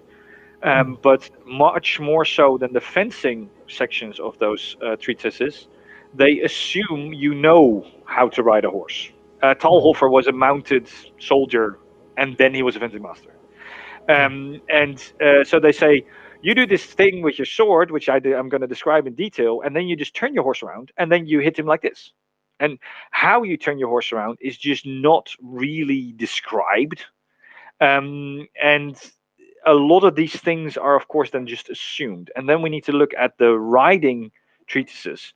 Now, the riding treatises, like a fencing manuscript, of course, only comes in relatively late, even in the Middle Ages, even though fencing was developed before that. We see this from other random sources, but we see a use of a sword in a specific grip here and a use of a shield in a specific situation there, just randomly drawn in a story about something else. And then we get specific structured treatises much later. So let's say 14th century, they start cropping up. And the thing is that before that, there is already a tradition, there is already a technique dissemination, but it's not done by means of a convenient book that we can find back. And the similar thing happens in the riding skill itself. So we have lots of treatises on how to ride from the 16th, 17th, 18th, 19th century. There we have lots of books to read, and that's hard enough as it is. From the 15th century, there is some, but precious little. And it does mean that we need to kind of play around a little bit with what we might use. So, as a general rule, one of the things to understand the Hippologicas and which are a bit more broader books on horses, using horses in general rather than just riding, um, uh, these earlier treatises are usually far closer to mounted combat and actually even have sections on mounted combat in them. Like François Robuchon de la Guérinière does actually mention a whole chapter on war horses. And they say a lot of things that are not useful to us as HEMA practitioners. They're much more about campaign, the selection of the animal. Make sure you use a small horse because it hurts less when it falls on you. And mentions like that, where you kind of go, okay, or it's easier to mount in all your kit because you need to do that very often on campaign. Well, that's not necessarily something we're that concerned with, or we even have the luxury to specifically have a horse just for mounted combat. We quite often have a horse and we want to do something fun with it, and that is perfectly valid. Huh? That is really valid. So the thing is that what you find there is that it's very divided, unfortunately, and it is kind of tricky to write one because it's kind of all written, but it's written in a sort of a body of literature. So what my brain wants to tell you to do is to read that and then read the fencing books over there and then combine the two. Yeah, where to start? That's a bit daunting, I suppose. The other thing is read them in the original language is also what my brain wants to say, which is also obviously not something that is that easy because, for instance, the writing manuscripts, there's Portuguese, Italian, German, French, a little bit of Dutch, and then a tiny bit of English, but older stuff. Yeah, sort of that kind of stuff. So that is, of course, not something that a lot of people can just casually read and actually understand what they're reading. So, of course, that is not a particularly useful answer to give. But it's kind of what my heart says I should say. Sorry. I apologize. What are the best manuals to read? I actually really like some of the Talhofer stuff. I think some of the written stuff is a little bit more difficult to get your head around. Fiore has some stuff on it, but it's actually remarkably limited. Again, he assumes to apply other parts of the manuscript that he discussed on foot, for instance, to apply them to the riding to some degree. And he assumes riding, but you see in some of the different manuscript images in Fiore, you see certain uses of horses being very collected. You see something about the gaits, the distinction between right and left canter by means of a specific phase being drawn. So Fiore and Talhofer and stuff, some of those really obvious ones actually were the ones that I just played around with, and of course my friends early on played around with, kind of organically. And there's also, I think, some of the Roux stuff. Again, my saber treatise knowledge is extremely limited, I'm afraid. But some of the latest stuff, the saber stuff, is actually really interesting. I really like the German wrist style for horseback in particular. I find it far easier to employ than when you start using more of a bent elbow. It allows you to use the style you're used to and you've practiced on foot more readily on horseback. So best manuals. So I assume you mean the fencing manuals. Almost all of them of the early. But if you do that as a modern historian trying to write a modern book about it to kind of compile it all conveniently for you, the choices that you will make are very leading. And I don't think the state of research at the moment is actually in a point where we can have enough understanding to make these choices for a reader without being extremely biased. So if I would do it today myself, theoretically, I would not be able to. And I would try to compile all the bits you need to know about mounted fencing. it would be very leading to my current interpretation. And that is not the place where we are with HEMA at the moment to do that, I think. You can present the evidence just from the book, but that doesn't mean it's easy to read. So another one that's very important to read, I think, because it is actually harking back a really long way, is Löweneisen. So I don't know if you read German, because this is for free on the internet, but it's in its original German text, but it's very well categorized in the original book. And Löweneisen, there's this 1624 edition, is very easy to find. And there's a few other ones, and you can just get them online. And so there's also fencing sections in the riding treatises as well. So that kind of connects in that sense. Manuals to read. Because it is in the Lichtenauer tradition, it is in Udelev, it is in Van Danzig, it is. I like the Krakow version of Van Danzig with all the pictures. That's on Lichtenauer. So I would just click on Lichtenauer mounted fencing, frankly, because Lichtenauer is so great at this. I mean, just click on the collection and look at all of them as a bunch of as a cohort of techniques. I like that better. It depends a bit on how close you want to be to one specific tradition, but I am a bit questionable if those traditions are really as distinct as we sometimes like them to be. So that's what I did for a long time, is just literally on my phone, when I was sitting on the horse, look at the pictures in Lichtenauer and look at the Krakow van Danzig stuff, look at basically everything that's listed. It's already sorted out for you by Mr. Chichester and Corporators. So it's an amazing resource. So I think that is the advice, understanding that they assume you know how to ride like that. That's the assumption, and it's actually explicit. Okay, cool. Yeah, sort of. I guess that's the kind of a thing with a lot of manuals, though, is we run into problems where they assume you have a certain amount of knowledge. They assume that you've either grown up doing a certain thing, or they assume that you're familiar with, familiar things that we're just not familiar with anymore. Or like there's all this kind of contextual knowledge. So I guess it's kind of something. I guess part of the process of HEMA is going, right, well, how do these people live, and how did that affect like what they're actually putting down? Yeah, that is quite important. And actually, one of the things is that this has become a bit of a thing with the Lichtenauer tradition, where there's this mention of Gemeinfechten, sort of the basic farmer fencing sort of thing, and that this is more and better. And what did they mean, and what did they assume that you already knew? And then that has been used as an argument why you should have a system of basic blocks that are just not described. I think the manuscript very clearly actually does not say that. It says what the versetzen are. It does say how they do that. It's just that you need to look for it in a slightly different way than we're looking for. So it's easy to kind of use that as an excuse, going, well, there is assumed knowledge, so what does it suit me for this assumed knowledge to be?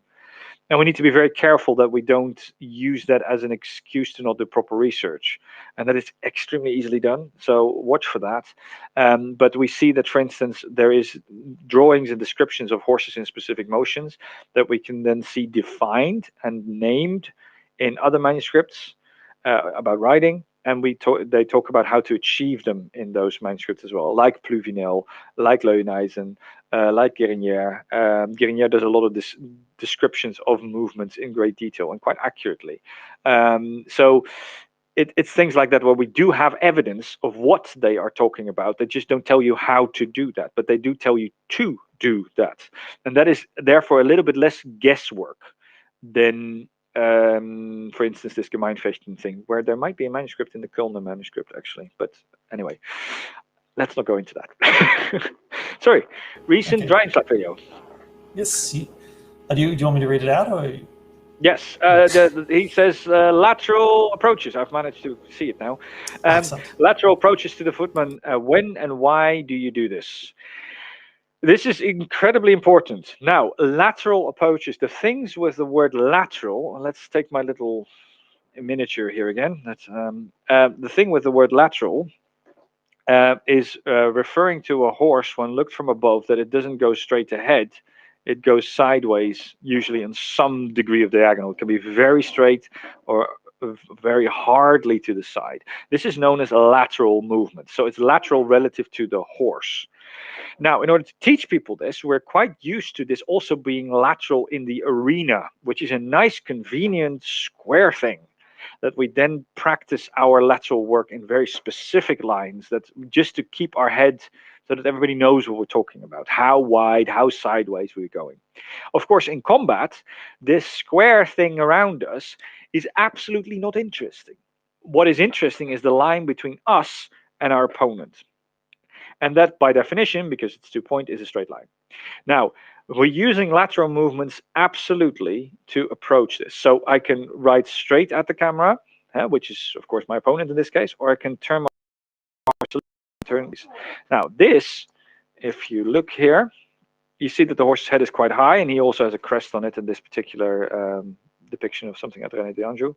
So if I now ride right at you, you have this horse's head in the middle of everything. This impedes, well, you could hit his chamfron, but this impedes your weapon, but it also impedes my weapon. I cannot get too close because the horse extends quite a lot ahead of me, so I would start running into things. And the horse knows this. So the horse goes, yeah, we can do this, we can do this, we can do that. Hang on, no, I don't want to, no. And then stops. And that is really annoying because we want to be here. So by moving the horse laterally and moving here, the horse kind of goes, okay, I can get past the camera right here. So that's fine. I'll keep going. I'll keep going. So just doing a tiny bit of an offset means that the horse is much more keen to merge. So it will actually, in the moment suprême, listen much better. So this is one of the things, that the horses need to pass each other by. One reason to do this. The second reason to do this, and this is actually for practitioners really important, your knees are sticking out of the side of the horse. So here we have this massive protection on it for a reason that they use to use that, but your knees are sticking out of your horse. Now, when you ride past each other, your knees can catch, and this can be a really grievous injury. You can break your hip joint. It's really easy to do that. Or you can twist your foot around and break it off. It's really quite dangerous. So by having a lateral movement, the horse, because it's I'll just watch it from the top, is bent. It's got a curve over its whole body, and that means you have this hollow where you can hide your leg in it. And this means that the chances of you riding your knees together and hurting each other quite drastically are massively diminished. So lateral work for that reason is also very important. Then, especially once you start cantering your horse, and you're doing all these things, well, you first usually do this on walk, have the horses going very slowly and all very calm, very controlled. And then once you start upping the ante and you start going to canter, a canter, the gallops, have a left and right version.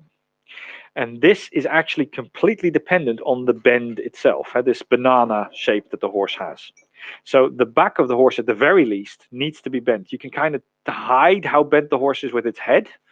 Whether you actually should do that is out of the scope of this particular answer. But there will be a bend behind you if you have a right or left lead canter.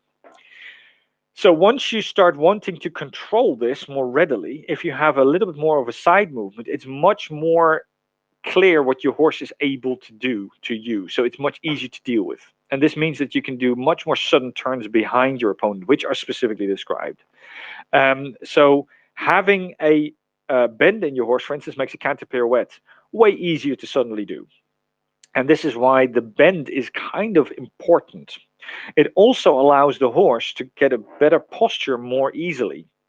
And this means that better posture means it's a much better support of weight. So when I'm starting to fight and I'm doing things a little bit less precisely with my seat, the push of my weight into the horse's back is less of an issue to the animal. So the horse is just better structured to carry my weight. And this becomes very important in armor as well. So the bend is actually key to controlling the posture of the horse, especially when it needs to become easy to me. And then lateral approaches are almost a given the moment my horse is bent, because I'm not just following a circle where my horse happens to be bent, hardly at all. And hence, half pass is the best thing to approach an opponent in. And that particular lateral movement allows you to get horses much braver, much quicker. You prevent a lot of horse crash issues. It becomes far easier to not yap your horse in the mouth because the horse doesn't dump on the bridle all of a sudden. It becomes far easier to control. It becomes far easier to deal with aggression between the animals. For instance, if you're riding a stallion or a particularly grumpy mare, the grumpy mare thing becomes much easier to deal with when you do this with conviction. And I know that's a bit of a trope. I apologize for this grumpy mare thing, but it is a thing. So this the side movements are a big deal to make the horses much more controlled, much more precisely controlled, and give you many more tactical options. And you thereby, and you see this in the manuscripts. You see this even in chases. There's a picture in Fiore where somebody's chasing, and he's chasing somebody sideways like this. So this guy's running away, and he's coming up to him like this to chase him and stab him in the armpit under the armor.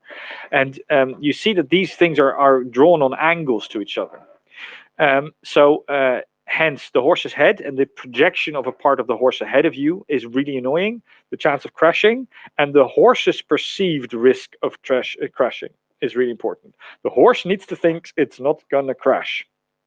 That's key to the horse's compliance. And thereby using side movements is almost entirely necessary. The moment where you don't need it anymore is when you start getting into tummel, so the very collected two-time movements, the high school. Then your horse can be straight, because then you've covered all those bases already by collection in a far higher degree.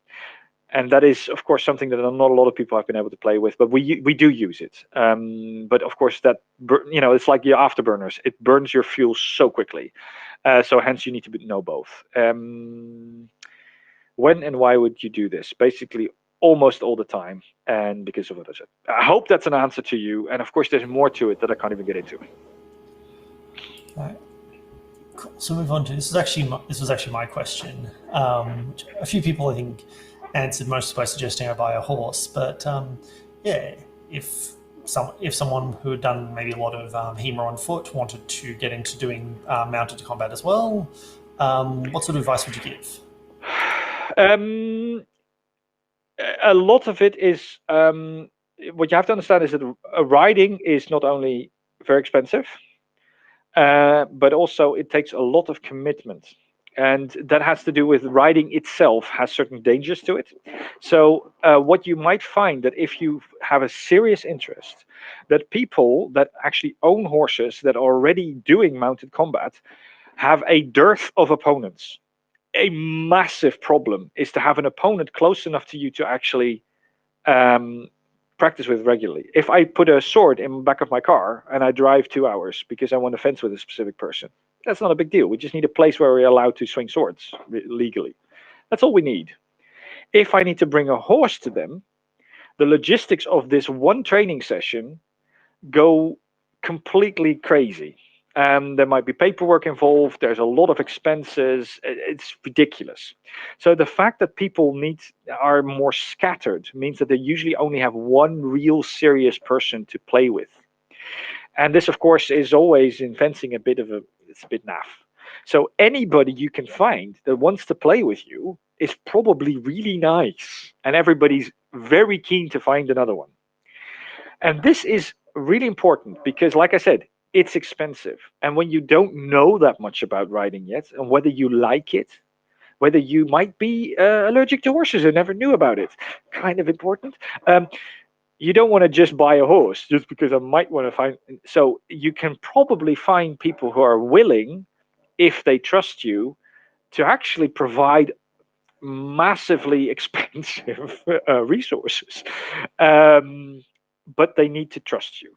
And this is, of course, with your animals becomes very quickly a much bigger deal than it already is in regular fencing. However, this might be much easier than you think. So there are communities that are doing stuff. Now, it depends a bit on where you're based. Is this an Australian question? Well, I mean, this was a curiosity from me, but I figured there'd probably be a bunch of other people in the stream who'd also be interested. So in Australia, there is, of course, a bunch of people who have been extremely generous in the past already, and are very likely to be extremely generous again.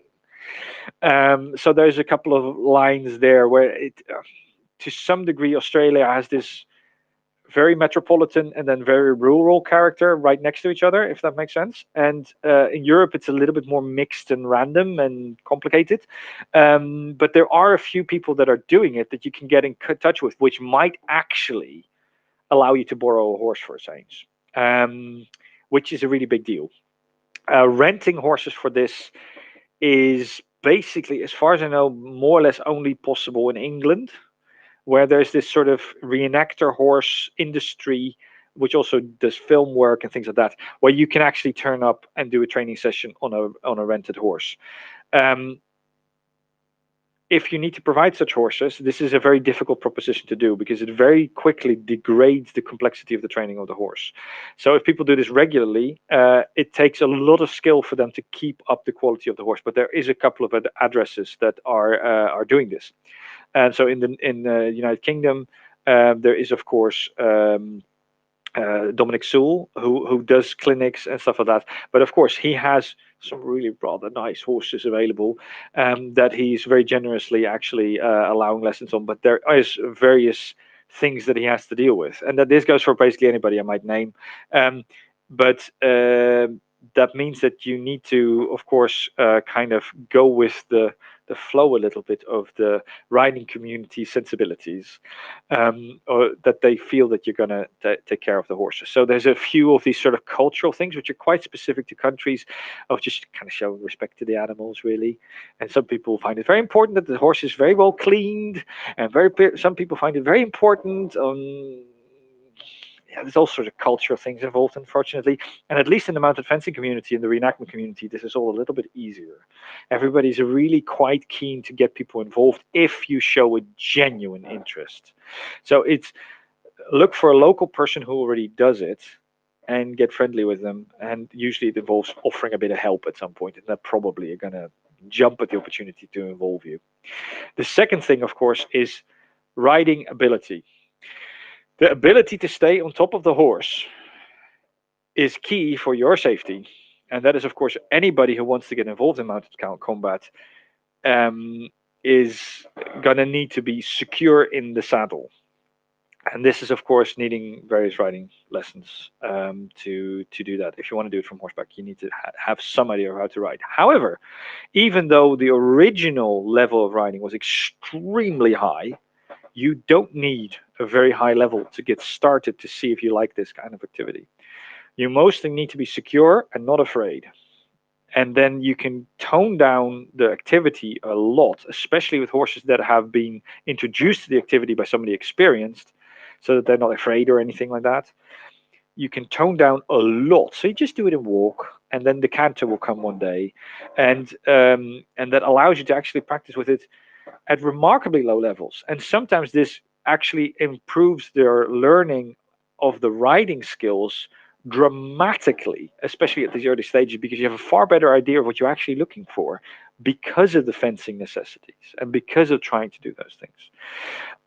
So if people, of course, I teach clinics all over the world. What people usually want to see, if they quite often come from a riding background, and then it's actually important to have a little bit higher level of riding ability if you've never handled a weapon before, because you start taking influence on the animal without thinking because you're already used to that. And then you need to do that in a specific way. Whereas a fencer that sits on a horse for the first time tends to let the animal get on with it, which is actually really good.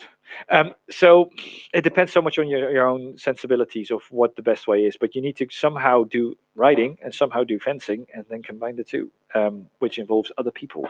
So find a community, support your community, and then you will probably be taken by the hand by them quite actively. And there's a large amount of international cooperation.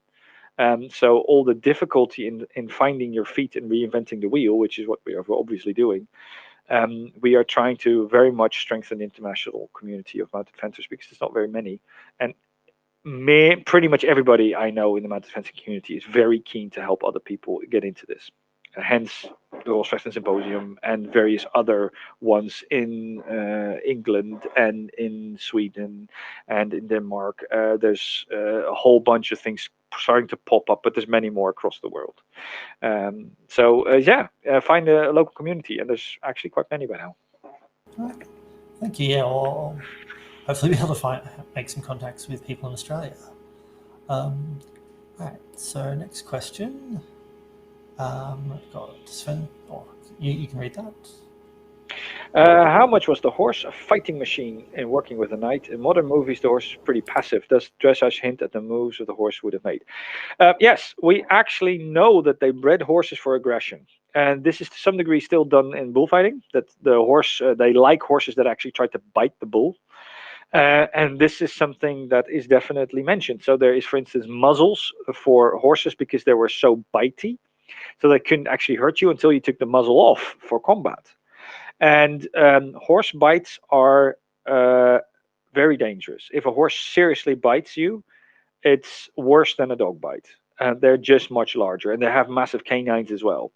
And the amount of force that they can rip from a bite is larger because the animal is so large.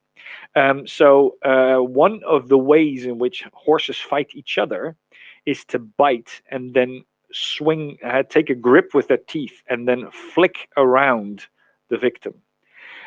This can be very deadly. Most horses today that behavior has been bred out, and for as far as there's any left, is trained out. They know they're not supposed to, and they're quite keen to be nice. And hence the biting effect is kind of forgotten. But when a horse bites, that's quite impressive. It is really quite impressive. Now, and then there's kicks. This is a bit more known because that is sort of more the startled effect that horses do, especially with the hind legs. Now, in the riding community, especially in England, you sometimes hear double barreling, where the horse kicks with both hind legs. This is extremely dangerous. So if a horse decides to kick you with both hind legs, they're quite likely to hit you in the face, which is quite liable to instantly kill you. I mean, your face, you could easily break all the bones in your face just by a hoof hit. It is extremely likely to knock you down to the ground unconscious, even if you survive. Or if you're being hit in the chest, that is a very serious problem because you can very easily get immediate heart issues due to the shock, internal bleeding, broken ribs, not just a bit broken ribs, but puncturing into. I mean, it's really, really bad if you get a double barrel and they actually connect with you with full intent. So controlling that, however, is perhaps harder than it sounds. So setting up a horse to kick back, like in a capriole, for instance. Philip Leach in Australia has actually worked a bit on kicking barrels with his horse. He can do it, which is one of the few people who has managed to do so in recent years. But it is actually such a faff to aim that properly that you might not use it unless you're completely surrounded and just go, I'm just going to more or less randomly shoot hooves in random directions. Much more able to use as far as hoof attacks goes is the front hooves. Those are much easier to aim, and you can literally dump the front of your horse on top of someone else. And this is, of course, described from Pietromonte all the way to the 19th century. And you can also use shoulder barging or chest barging by the horse, and that will knock people over. It is really quite impressive to be run over by a horse. And then, of course, it can be very easy for the horse to just trample you sort of randomly in the process as well. So you can dump horses' feet onto people's feet, which is, again, it's not just like being stepped on by your mate in fencing. It is a lot more painful. And also, you very often then also get knocked over, which then can very easily damage someone's ankle to irreparable degrees. So not only is this a danger that we need to deal with, of course, it was something that they quite happily used in warfare, quite a lot. And then you can also weaponize, for instance, the forehead of a horse by means of pointy bits sticking out of their head, a bit like a unicorn. And there is quite a lot of extant chaperons. Now, a lot of reproduction sections of Sanfrons or reproduction Sanfrons from the 19th century kind of really massively increase the number of spikes on Saffron, so it is less used in originals, but you do see them. And a spike on the forehead of a horse, especially when the horse can kind of see down but not see forward, you can just ride the forehead into an infantryman, and that will seriously mess up your day.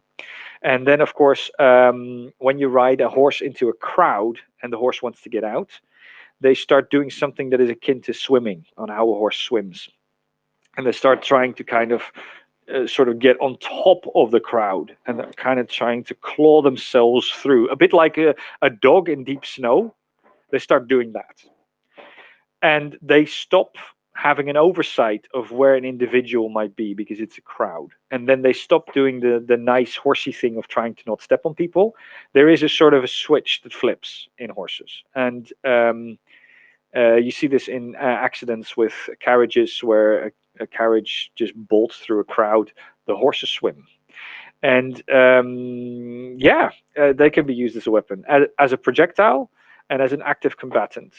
Absolutely. And they are much more effective than people tend to think. For instance, zebras as well, it's of course not a horse necessarily, but they're quite good at kicking lions in the face. So if they feel like they need to attack you, they will. And it's quite, well, powerful. They have a lot of energy in their kick because there's a lot of mass behind it, and it's quite sudden. So animals will fight, absolutely. On actually kind of an extension of that, is there been like footage from riots or like places where like mounted police have been sent in where we've seen the horses exhibit those behaviours that you know of? You have to bear in mind that mounted police is not really allowed for their horses to be that aggressive. So mounted police train their horses in a specific way to not hurt people whilst controlling crowds. Mounted policemen are not out to kill the crowd. They are out to control the crowd. And they actually restrict their tactics, and the training is very specific to make sure they do as little damage as possible. And they make arrests, they move people, they stop people doing behaviors, and they have to deal with massive legal restrictions. So their rules of engagement are extremely limited. And this is kind of why we again have this bias of, oh, well, police horses are always rubbish, until they're not, by the way. And it is actually really interesting to see when professional mounted policemen get to do their thing, how effective this is, but also how difficult it is to film. Because when they're in trouble and not allowed to do anything and people are throwing fences at them, they're nice and stationary and everybody films that bit. And then when they start going, okay, now we're allowed to actually do something, they go boom, and they're out of frame and nobody sees that video. So they are around, of course, and especially the better regiments, they are extremely professional people with a very limited remit. I mean, they can't just go about killing people willy-nilly, which is what knights in warfare would have done. So to some degree, this is limited quite deliberately. Similarly, when you use dogs in police sense, I mean, yes, they are used to attack, but before you get to let's set your dog loose, that's a big deal. So hence, there might not be as much of it because people are actually taking care that it's not more common on Tintinet, which is rather nice of them. And that's one thing. And then there's, of course, accidents, like I mentioned before, of horses plowing through crowds due to accidents. Bolting horses, especially in carriages, is a very serious issue. And there is videos to be found of that. Yes, unfortunately, there is. Right, so next question. Which horse breeds are best for fencing from horseback, and why? So, which breeds are best for fencing? Well, I have my favorites. Some of the parts of this equation is what can you afford? Because a lot of the more obscure breeds are hard to get, and depends very much on where you live how expensive they are. So here in Europe, actually, Iberian horses are remarkably cheap. So that's the obvious thing to advise to anybody living in Europe is get a Spaniard. And if you are a bit more experienced a rider, get a Lusitano, because they perform a bit better, but they're a little bit more difficult to deal with in the beginning.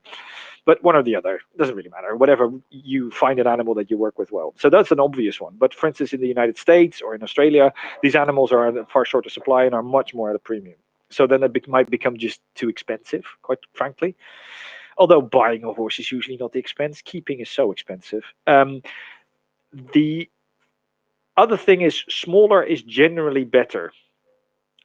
So I'm not that fond of gated horses in fencing, but it can be done. And especially Pasofino, I thought there's a specific stallion in Australia currently. It's a Pasofino, which is a very rare breed. Pasofino stallion called Rev, and he's just so cool. And he does the jousting, he does fencing on horseback, but that's partly because of the effort that the rider, the owner, has put into that animal, that it's so cool. As a general rule, I think Icelandic horses, if you just take a random Icelandic horse, they're usually trained for going in straight lines. So you need to do a lot of training to get that horse to do all the turning stuff.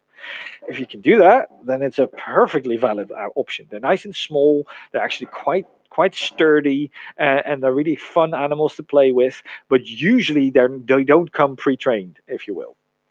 So that is another one of these things. Morjases are kind of popular. There's a couple of really nice ones around. Again, this is quite an obscure breed. It's quite old or old heritage. Well, that can be great. They tend to be a bit on the large side, but depends on the individual you find. Knapstrupper can be great. They tend to be that little bit more sort of I don't care mentality, which is really nice. That the mental side of the horse's breed is also better. Then perhaps not quite so built for collection, but they can be great. Again, you need to get a good one, and those come at a premium. So even here in Europe, Knapstruppers can be quite expensive, or they can be really rubbish, and then they're not expensive, but then you don't want a rubbish one. So breeds, it's kind of something that people talk about too much. You want a type. Like in the Middle Ages, they didn't even talk about breeds, they talked about types. And you want something with a not too steep shoulder if you have the choice. And that is like the draft breeds have a steep shoulder, you call that. And you want something that is ready to collect, and the right size range. I like sort of shoulder, so shoulder height is good. So what you generally say is a horse that is about as high as the top of your shoulder to the bottom of your shoulder. That's your range. That should be ideal. This is very rule of thummy, but a lot of the time it is whatever horse you have available and that likes doing it, or you can make to like doing it. This is by far and away the most important thing. So you can talk about breeds, what is ideal, what is best.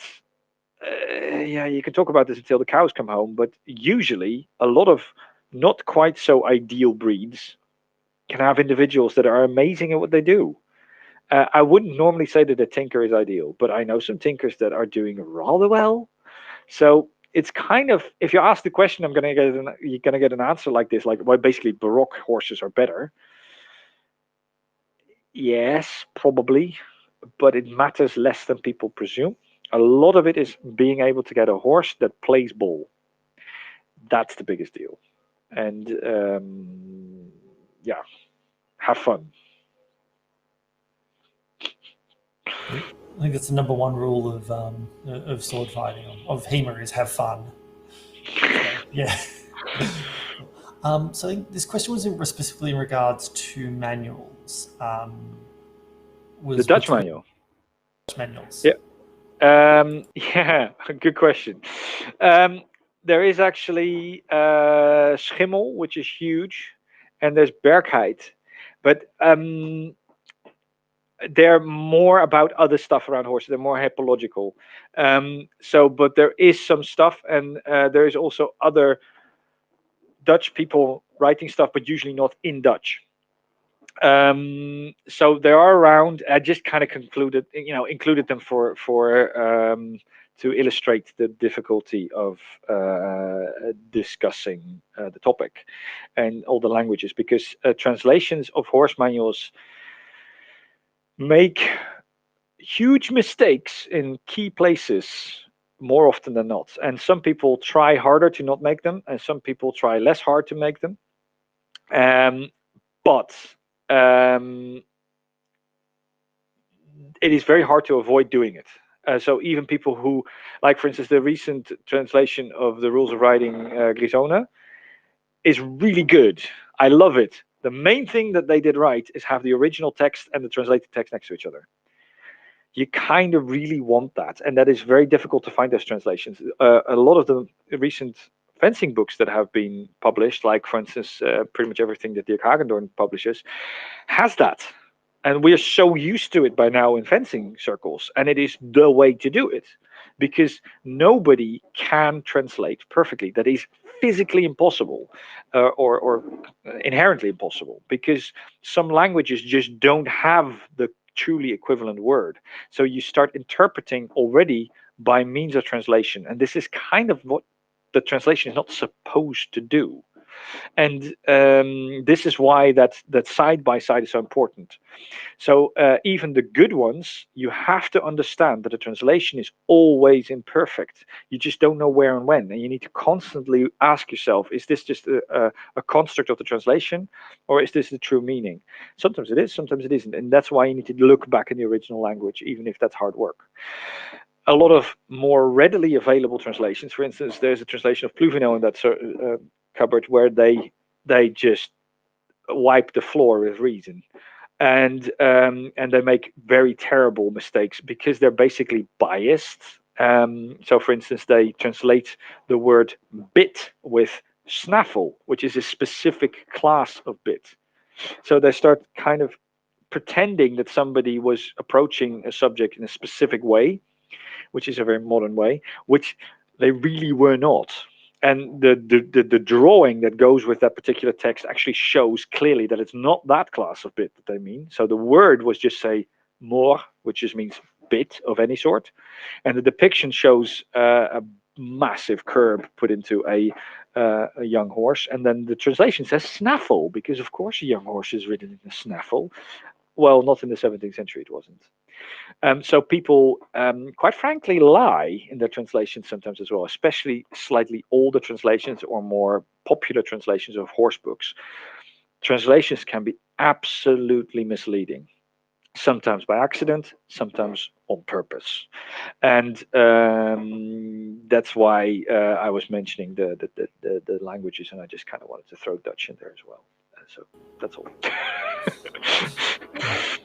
So sort of, I think it's the perils of all kinds of, not just translation, but like linguistic histories where the meaning of words is actually, changed over a prolonged period.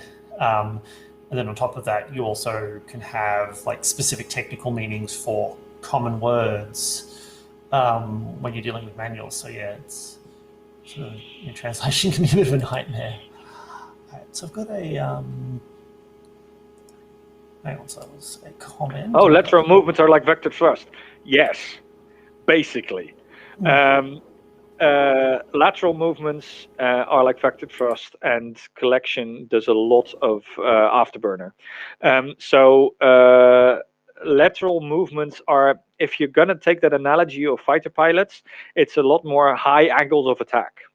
So you don't have to have vector thrust to have high angles of attack, but it does to some degree vector the thrust from the hind leg physically. So it is in that sense like vector thrust, absolutely.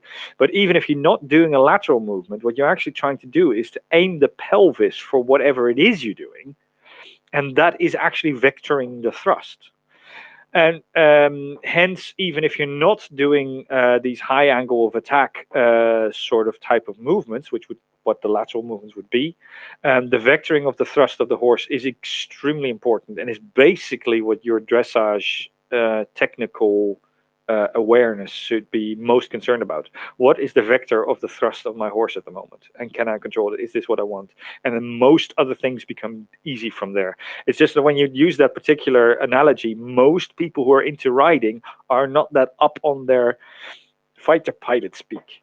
So that's a bit confusing. Some are, though, which is really useful. You broke up there. Say that again. I was going to ask what a vectored thrust was, and like, when I initially put up the comment, I was like, is that even like, is that a fencing thing that I haven't heard of? Is that like, and yeah, so it's a fighter pilot term, but what is a vectored thrust specifically? Vectored thrust is what the thrust of a jet aircraft comes from its jet engines, and normally they're pointing in one specific direction, which is straight back, and that is a regular thrust. But if you take a nozzle, like a spaceship or a rocket, you can also gimbal the nozzle. And that means you can vector where the thrust goes. And when you can do this controlled, similar to how a Harrier does that, it uses essentially vector thrust. But these days, you usually just gimbal the back nozzles. And you see this on more modern Russian fighters. But also, this is very much what we're now seeing on the F-22 and on the F-35, where the nozzle can move.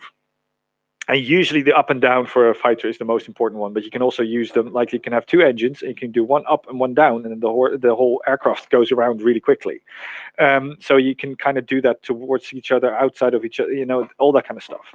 And this is like, it's complex to control, so that's why you need fly-by-wire usually to do this in real ways, although the Harrier wasn't. And the point was that that allows you to aim the thrust of the engine, and hence vectored thrust, as opposed to using the ailerons and the control surfaces to kind of push yourself against the airflow of flying through the air. So when you start getting very, very slow, those control surfaces lose their effects. And sometimes when you're very, very fast, you can have issues with those control surfaces to lose their effect. And when you have vector thrust, you still have control, even though you're basically hanging still in the air. So that's why it's become this sort of relatively revolutionary concept in fighter pilots. And we are using very similar concepts in riding. So for instance, when you're trying to use your bit, you're reducing motion. You're stepping on the brakes in specific ways, maybe a little, maybe a lot. And that is very similar to these control surfaces, that they essentially inducing drag to move your aircraft around. You're kind of inducing drag to some degree into the horse's movement by means of the bit. And this is nearly always a waste of energy. So just in a very practical sense. And if you can use vector thrust, you don't need to use the control surfaces as much in theory. And thereby using the vector thrust concept in riding means you are far more efficient with your energy. And it coincidentally is also far, far more friendly to the horse. So hence that vector thrust fighter combat analogy. Oh, cool. Sort of, yeah. It's kind of interesting as well how you're getting like ideas about, or you're getting sort of ideas from one area that you're seeing those commonalities and how they're sort of translating, which is really, really cool. So let's see. So Joanna P asks, Arne, how about the list with regards to lateral movements? In the list, I presume that this is speaking about tournaments and jousting specifically. I presume that's what she means. So the list, I presume she means, is the fence around the fighting area for an arranged sportive tournament, or even theoretically, in some cases, judicial combat, where there is a fenced-off area where you fight in. That is the list. The actual barrier in the middle that you joust along is called the tilt regularly, but these things are sometimes a bit muddled. And of course, the tilt is standing in the lists. So going in the lists mean that you are in this combat area, which might or might not have a tilt rail. So if you're going along the tilt rail for jousting, I definitely do use lateral movements. This one's bent the wrong way, so I'm just going to do it like this. So when my opponent comes to me along the tilt rail, this is the tilt rail, this one, and then I'm kind of putting my bum of my horse closer to the tilt rail, and then the head of the horse slightly off, but the horse is bent in that way, so it looks completely parallel to the list with its head. And then I ride like that. Now, at the moment suprême, I might bring it a little bit in and go towards straight, which also extends the motion of my horse as I hit. And this makes it a little bit easier for me to also extend my rein hand under the impact. And there's various other things we do to make sure that we don't jab the horse in the mouth during impact. There's two major ways. One is just dropping the reins altogether when you're getting to the hit, but this can be very difficult in certain specific circumstances, especially when you haven't fenced your horse in completely and you have people to catch it at the end. So you can sometimes grab it again, some people do, but there's also ways of making sure that you can't jab your horse in the mouth by holding on to special equipment that is specifically mentioned and is historical.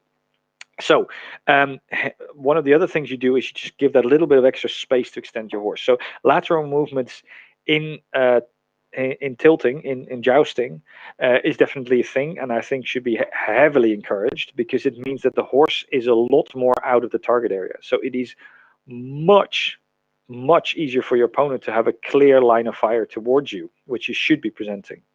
And if that line of fire is not quite so clear, either the opponent needs to abort their attack, which is what you want to avoid, because that's not the game. And some people might not decide on this in time. And then there is the opportunity of getting your horse hit because you put your horse's head in the line of fire, and you shouldn't. So riding a travers, technically, is very advisable. Now, you don't overdo this, but it is very useful. Yeah, renvers travers is croup in and croup out. So it's two directions of moving the bum of the horse sideways. And depending on your point of view, so renvers would be outwards of the arena, and travers would be inwards of the arena. And usually when I talk about it, it's relative to the circle you're riding. Now, because the tilt rail is in the middle of the arena, if you consider that wall in the middle, that tilt rail, to be the inside, then it would be travers. If you consider that the edge of the arena, it would be renvers. So take your pick, really. We're going straight ahead. It's essentially the same thing. Bump to that tilt rail. Right, cool. So now I've got a cross-cultural question. Any idea why Eastern cavalry swords were far more curved than Western? That depends on when. There is a sort of intermediary range of time where various areas are more likely to have curved swords. Curved swords are a production thing as well. So straight swords are a little bit more common early on, and then there's this area where people start being able to make curved sword. They are everywhere, but they're much more common in some places than in others. Now, as a general rule, the popularity, I think, and I'm not quite sure, seems to come up first in more steppe-like environments. I'm saying steppe, but just large open landscapes. And then it becomes adopted much more widely from there. So once that starts working and people see it working over there, they start using it much more widely. But there's always this choice between straight and curved. Curved has a bunch of really useful things. And one of the things is that it's very good at slashing. Now, the reasons why I don't want to get into, but it has a lot to do with just how easy it is to get edge alignment, I think, is probably the main thing. Now, it depends a little bit on how you slash. So if you are, you can slash like this, very close to the body, and this is very, very common in the Indian subcontinent, that sort of area. That stays really common, and the curved sword kind of helps with that. Matt Easton has done very extensive, very good videos on the topic, so I encourage you to watch them. Very many of them. The other thing is that a curved sword allows you to do more cutting damage as opposed to chopping damage. And you can still chop with them, don't get me wrong. Now, the thing is, if you're pursuing a fleeing enemy, much more likely that their back is a darn sight less protected than their front in terms of any armor they might or might not be wearing. It's much easier to just choose random people who happen to not have a great deal. And in pursuit of just going after everybody and just slashing at people, this becomes much easier because it's much less likely if you have multiple people to hit. When you thrust, you might lose your sword in the target because it gets stuck. With a slash, this is far less likely.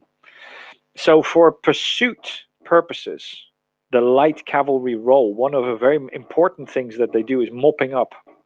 And this needs doing. And a curved sword is great at that. So as armor is less and less likely, and if there is any, it's hardly anything on the back. This becomes that pursuing a fleeing enemy with a curved sword is great. Now, pursuit in an open countryside is essentially a bigger deal. It lasts longer and you have more time to develop your pursuit, especially on a tactical level, not so much of a strategic level. But people can't hide behind that barn so easily because there aren't any barns, or behind a bush, or going through a forest where you can't really get to grips with them because you're dodging around the trees all the time. So when you have large open pushtas and whatever, it is just far more likely that you're just galloping after each other, taking minutes to catch up with another galloping rider and then doing something, which is also why, for instance, sitting backwards on your horse shooting a gun at them becomes far more a reasonable and useful thing to do when there's a huge open landscape. Hence this whole Jigotovka stuff. Had these famous Cossack stunts. They're not just to look cool, they're purposeful, but they're a lot less likely to be purposeful in a dense environment that we see in most of Europe, where you just don't have the space to let your horse gallop randomly in one direction for minutes on end, and covering a kilometer whilst doing it. That's not as likely to be a serious proposition. So hence you see these emphases in why people like different types of warfare and different weapons that suit that type of warfare more specifically.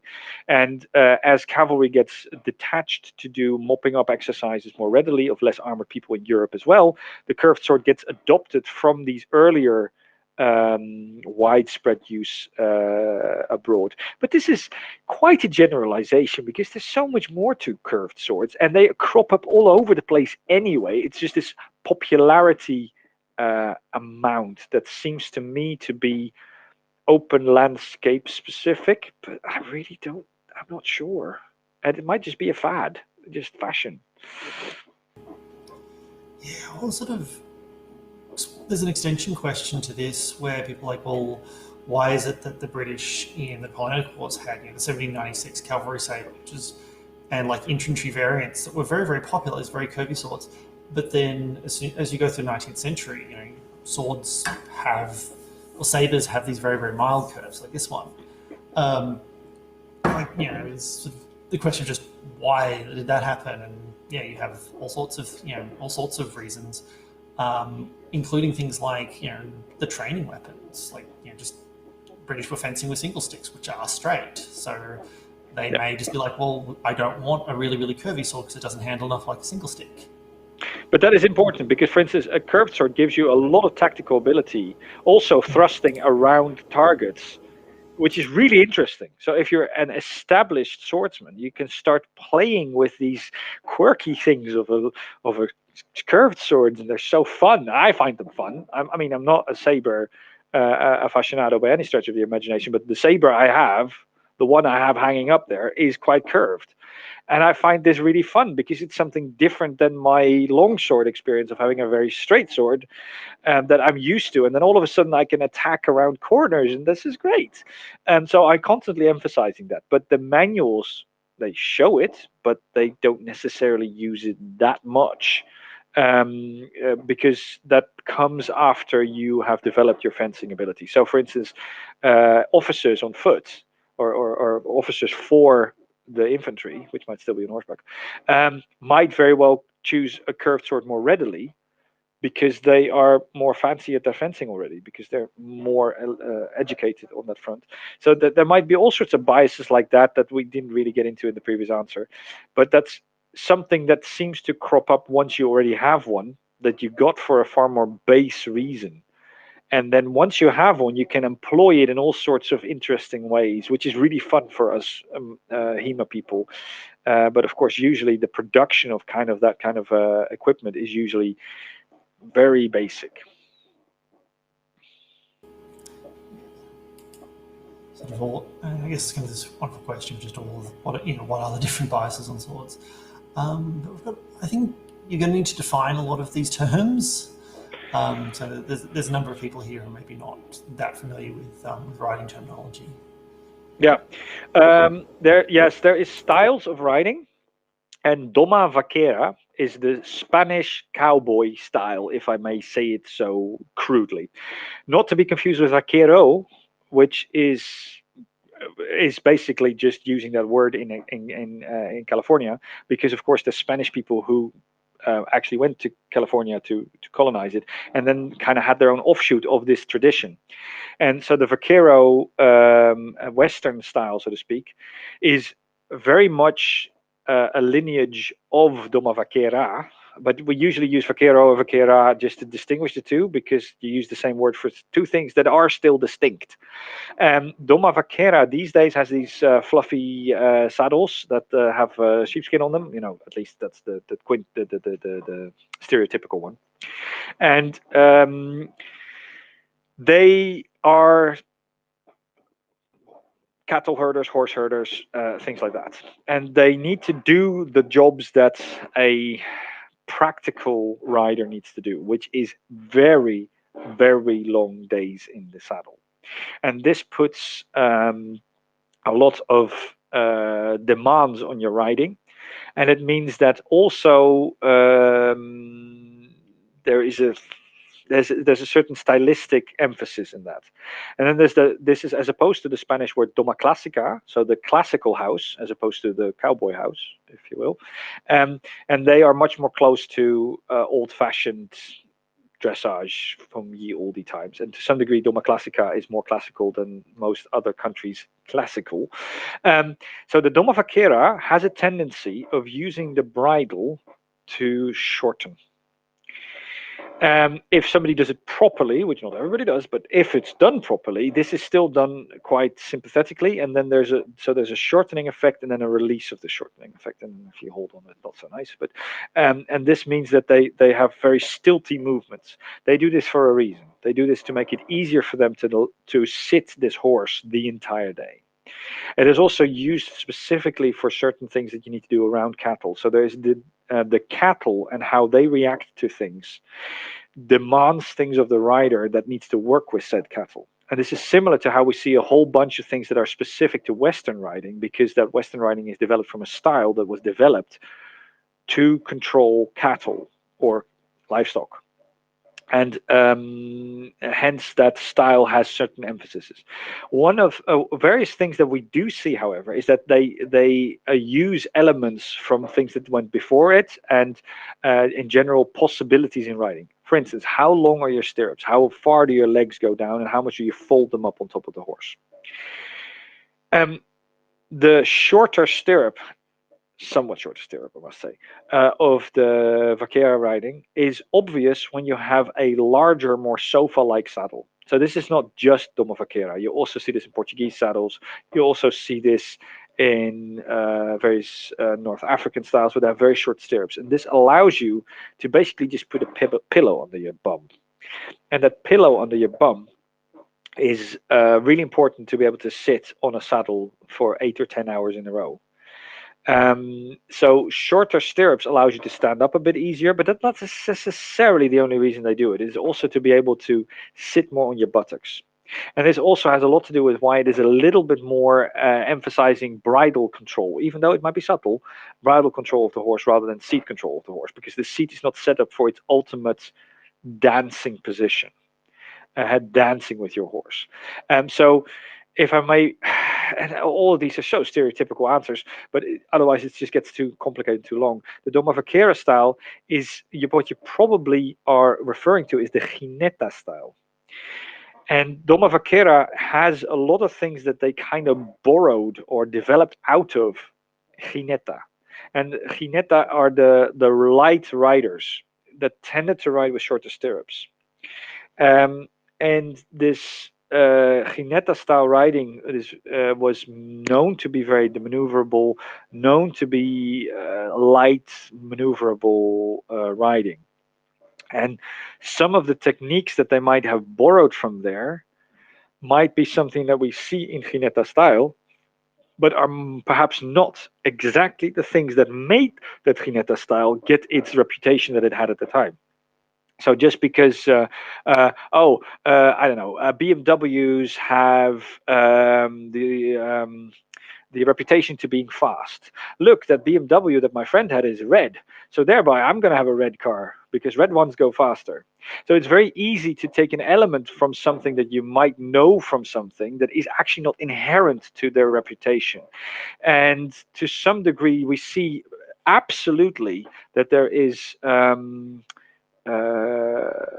parallels between the earlier Gineta styles with the short stirrups and the North African short stirrup and the Moorish, not to be confused with Arabian, influences into Iberia and these shorter stirrup riding styles. But the fact that they have shorter stirrups and that popularity that it carries on might be more to do with comfort, long time in the saddle, rather than the actual prowess. Not to say that they don't have that, but that's not the reason that they have that prowess.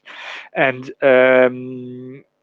hence you have all these comfort, convenience effects together with performance effects in the riding styles.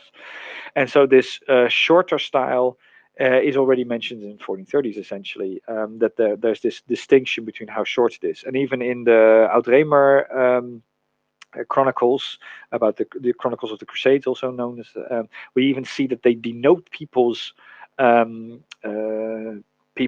ethnic background in the illuminations by changing the stirrup length. So there's a specific emperor that is a Hungarian, and thereby they show him with ridiculously short stirrups because he's not from here. So he has a foreign riding style, and thereby they use that as a visual connection to someone's background. So any opinions?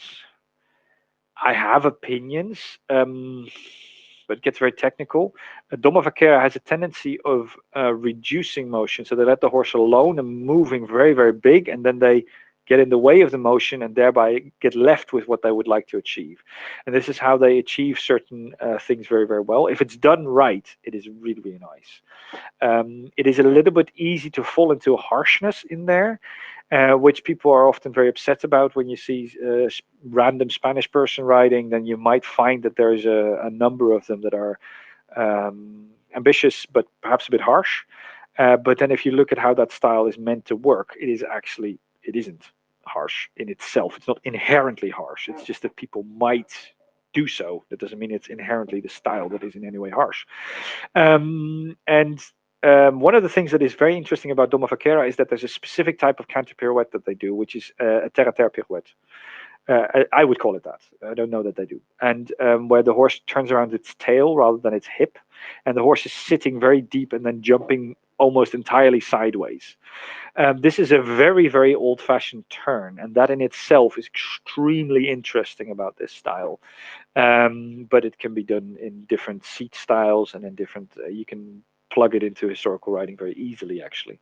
But there's a few things that are left in Doma Vaquera from very old origins, which are very, very interesting.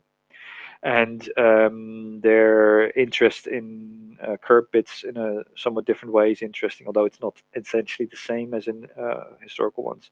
So yeah, I'm looking into it a lot at the moment, just to look at things, but I don't necessarily think that the seat style is perhaps as conducive to mounted fencing for my purposes, at least. And it seems very conducive for very, very long rides. Yeah, sort of an extension of the previous question. Yeah. Okay. Yes. Okay. That's very interesting. Some of what they do in the canter, this again, we would need to use some video. Some of it is extremely similar to old-fashioned, and some of it is very stilty. So the very collected canter, those turns that they do, where the horse just canters, sits down, turns around, and go the other way, that is very explicitly very similar to old-fashioned stuff. That's that turn that they do where they make a pirouette by hopping sideways like that, as opposed to turning forwards in a very small circle. They actually move the horse sideways in a circle like that. Very, very sad. That is very, very original. But then a lot of the walk work they do is very, very stilty, with a very short neck, and then the hind legs are very straight. That is very not old, and that is much more, again, this sort of cattle work type of style affecting how it developed and thereby ending up with that. Certain ways they influence the horse that affect how that develops. So especially the really energetic and very uphill and very round stuff, when the horse really looks extremely round, all of that stuff is the movements that were sought in the historical stuff. But the way they achieve it is slightly more bit centered.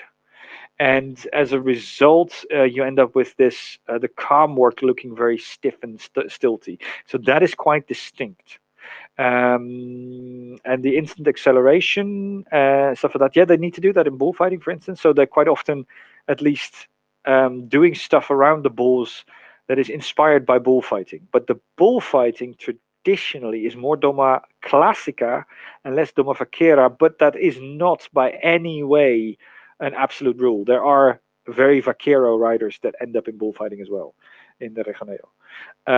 But the more posh ones tend to be very Doma Classica orientated rather than Doma Vaquera, and or are changing their Doma Vaquera background into Doma Classica. So that really round, really active but collected work, that is very representative of old-fashioned stuff. But the sort of walking stuff is much more sort of just run-of-the-mill practical things. However, you see similar stuff in Wallhausen as well. The very short stirrups is much more a cultural thing and much more a regional thing as well.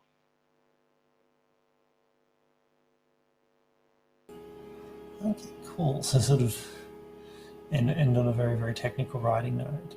I'd say it's interesting. So I think it was very interesting what you were saying before as well about how there's sort of a bit of a an overlap between pastoral riding, or like riding for essentially work, or riding for like animal handling, herding, and riding for war, and like sort of military riding, which is really, really interesting. Just there's a question coming in from that dev at the moment. In bullfighting, the different horses for different periods also go in different styles. This refers to that you go through different horses as the bullfight develops on the same bull. So they start with a very fast horse, and then they get more fancy but less fast horses as you go on. That is a thing, but the actual choice of exercises and movement styles are still consistent in all those different horses. It's just that they start with breeds that are very, very fast, and then they get more maneuverable breeds. They do the tres sangues and the mixes of various animals. So yes, the fight is much faster at the beginning, and as the bull tires, it becomes more twisty and turny. But the actual way the horse moves is very not stilty, because that will get you killed. So that is kind of the thing I was referring to with this whole bullfighting element. So yes, there's definitely an interesting progression as a fight develops in a bullfight. Yes, however, that's not necessarily the distinction I was talking about. Cool. So I guess sort of also off the back of talking about sort of similarities between riding school, or like riding skills for different purposes. So I think that's it for questions, and we've been going for nearly 3 hours now. I just shot you a message in the private chat about what you want me to post in relation to your details. Oh yes, yeah. Yes, I will. Yes. So if you just want to quickly reply to that, but otherwise, we are jumping on the Discord server after this. It's we have a private Old Soul Club Discord server, so that we all have a chance to kind of chat afterwards. So yeah, and I'll post details of that shortly. And yeah, I guess also a big thank you to Arne for coming. And just kind of, coming and presenting was really great. It's always really wonderful to hear from Arne. Hear from Arne and hear his stuff. So yeah, I've got some detail. I'll just post the details of the Discord server, and also of just Arne if you want to follow Arne's stuff, both his website and his Facebook page. And yeah, I guess on that, thanks again for presenting, Arne. It's always great, and yeah, hopefully we'll be able to hear more from you in future. Right, marvelous. Then I'll see you in a minute at the Discord. Bye bye. Yeah.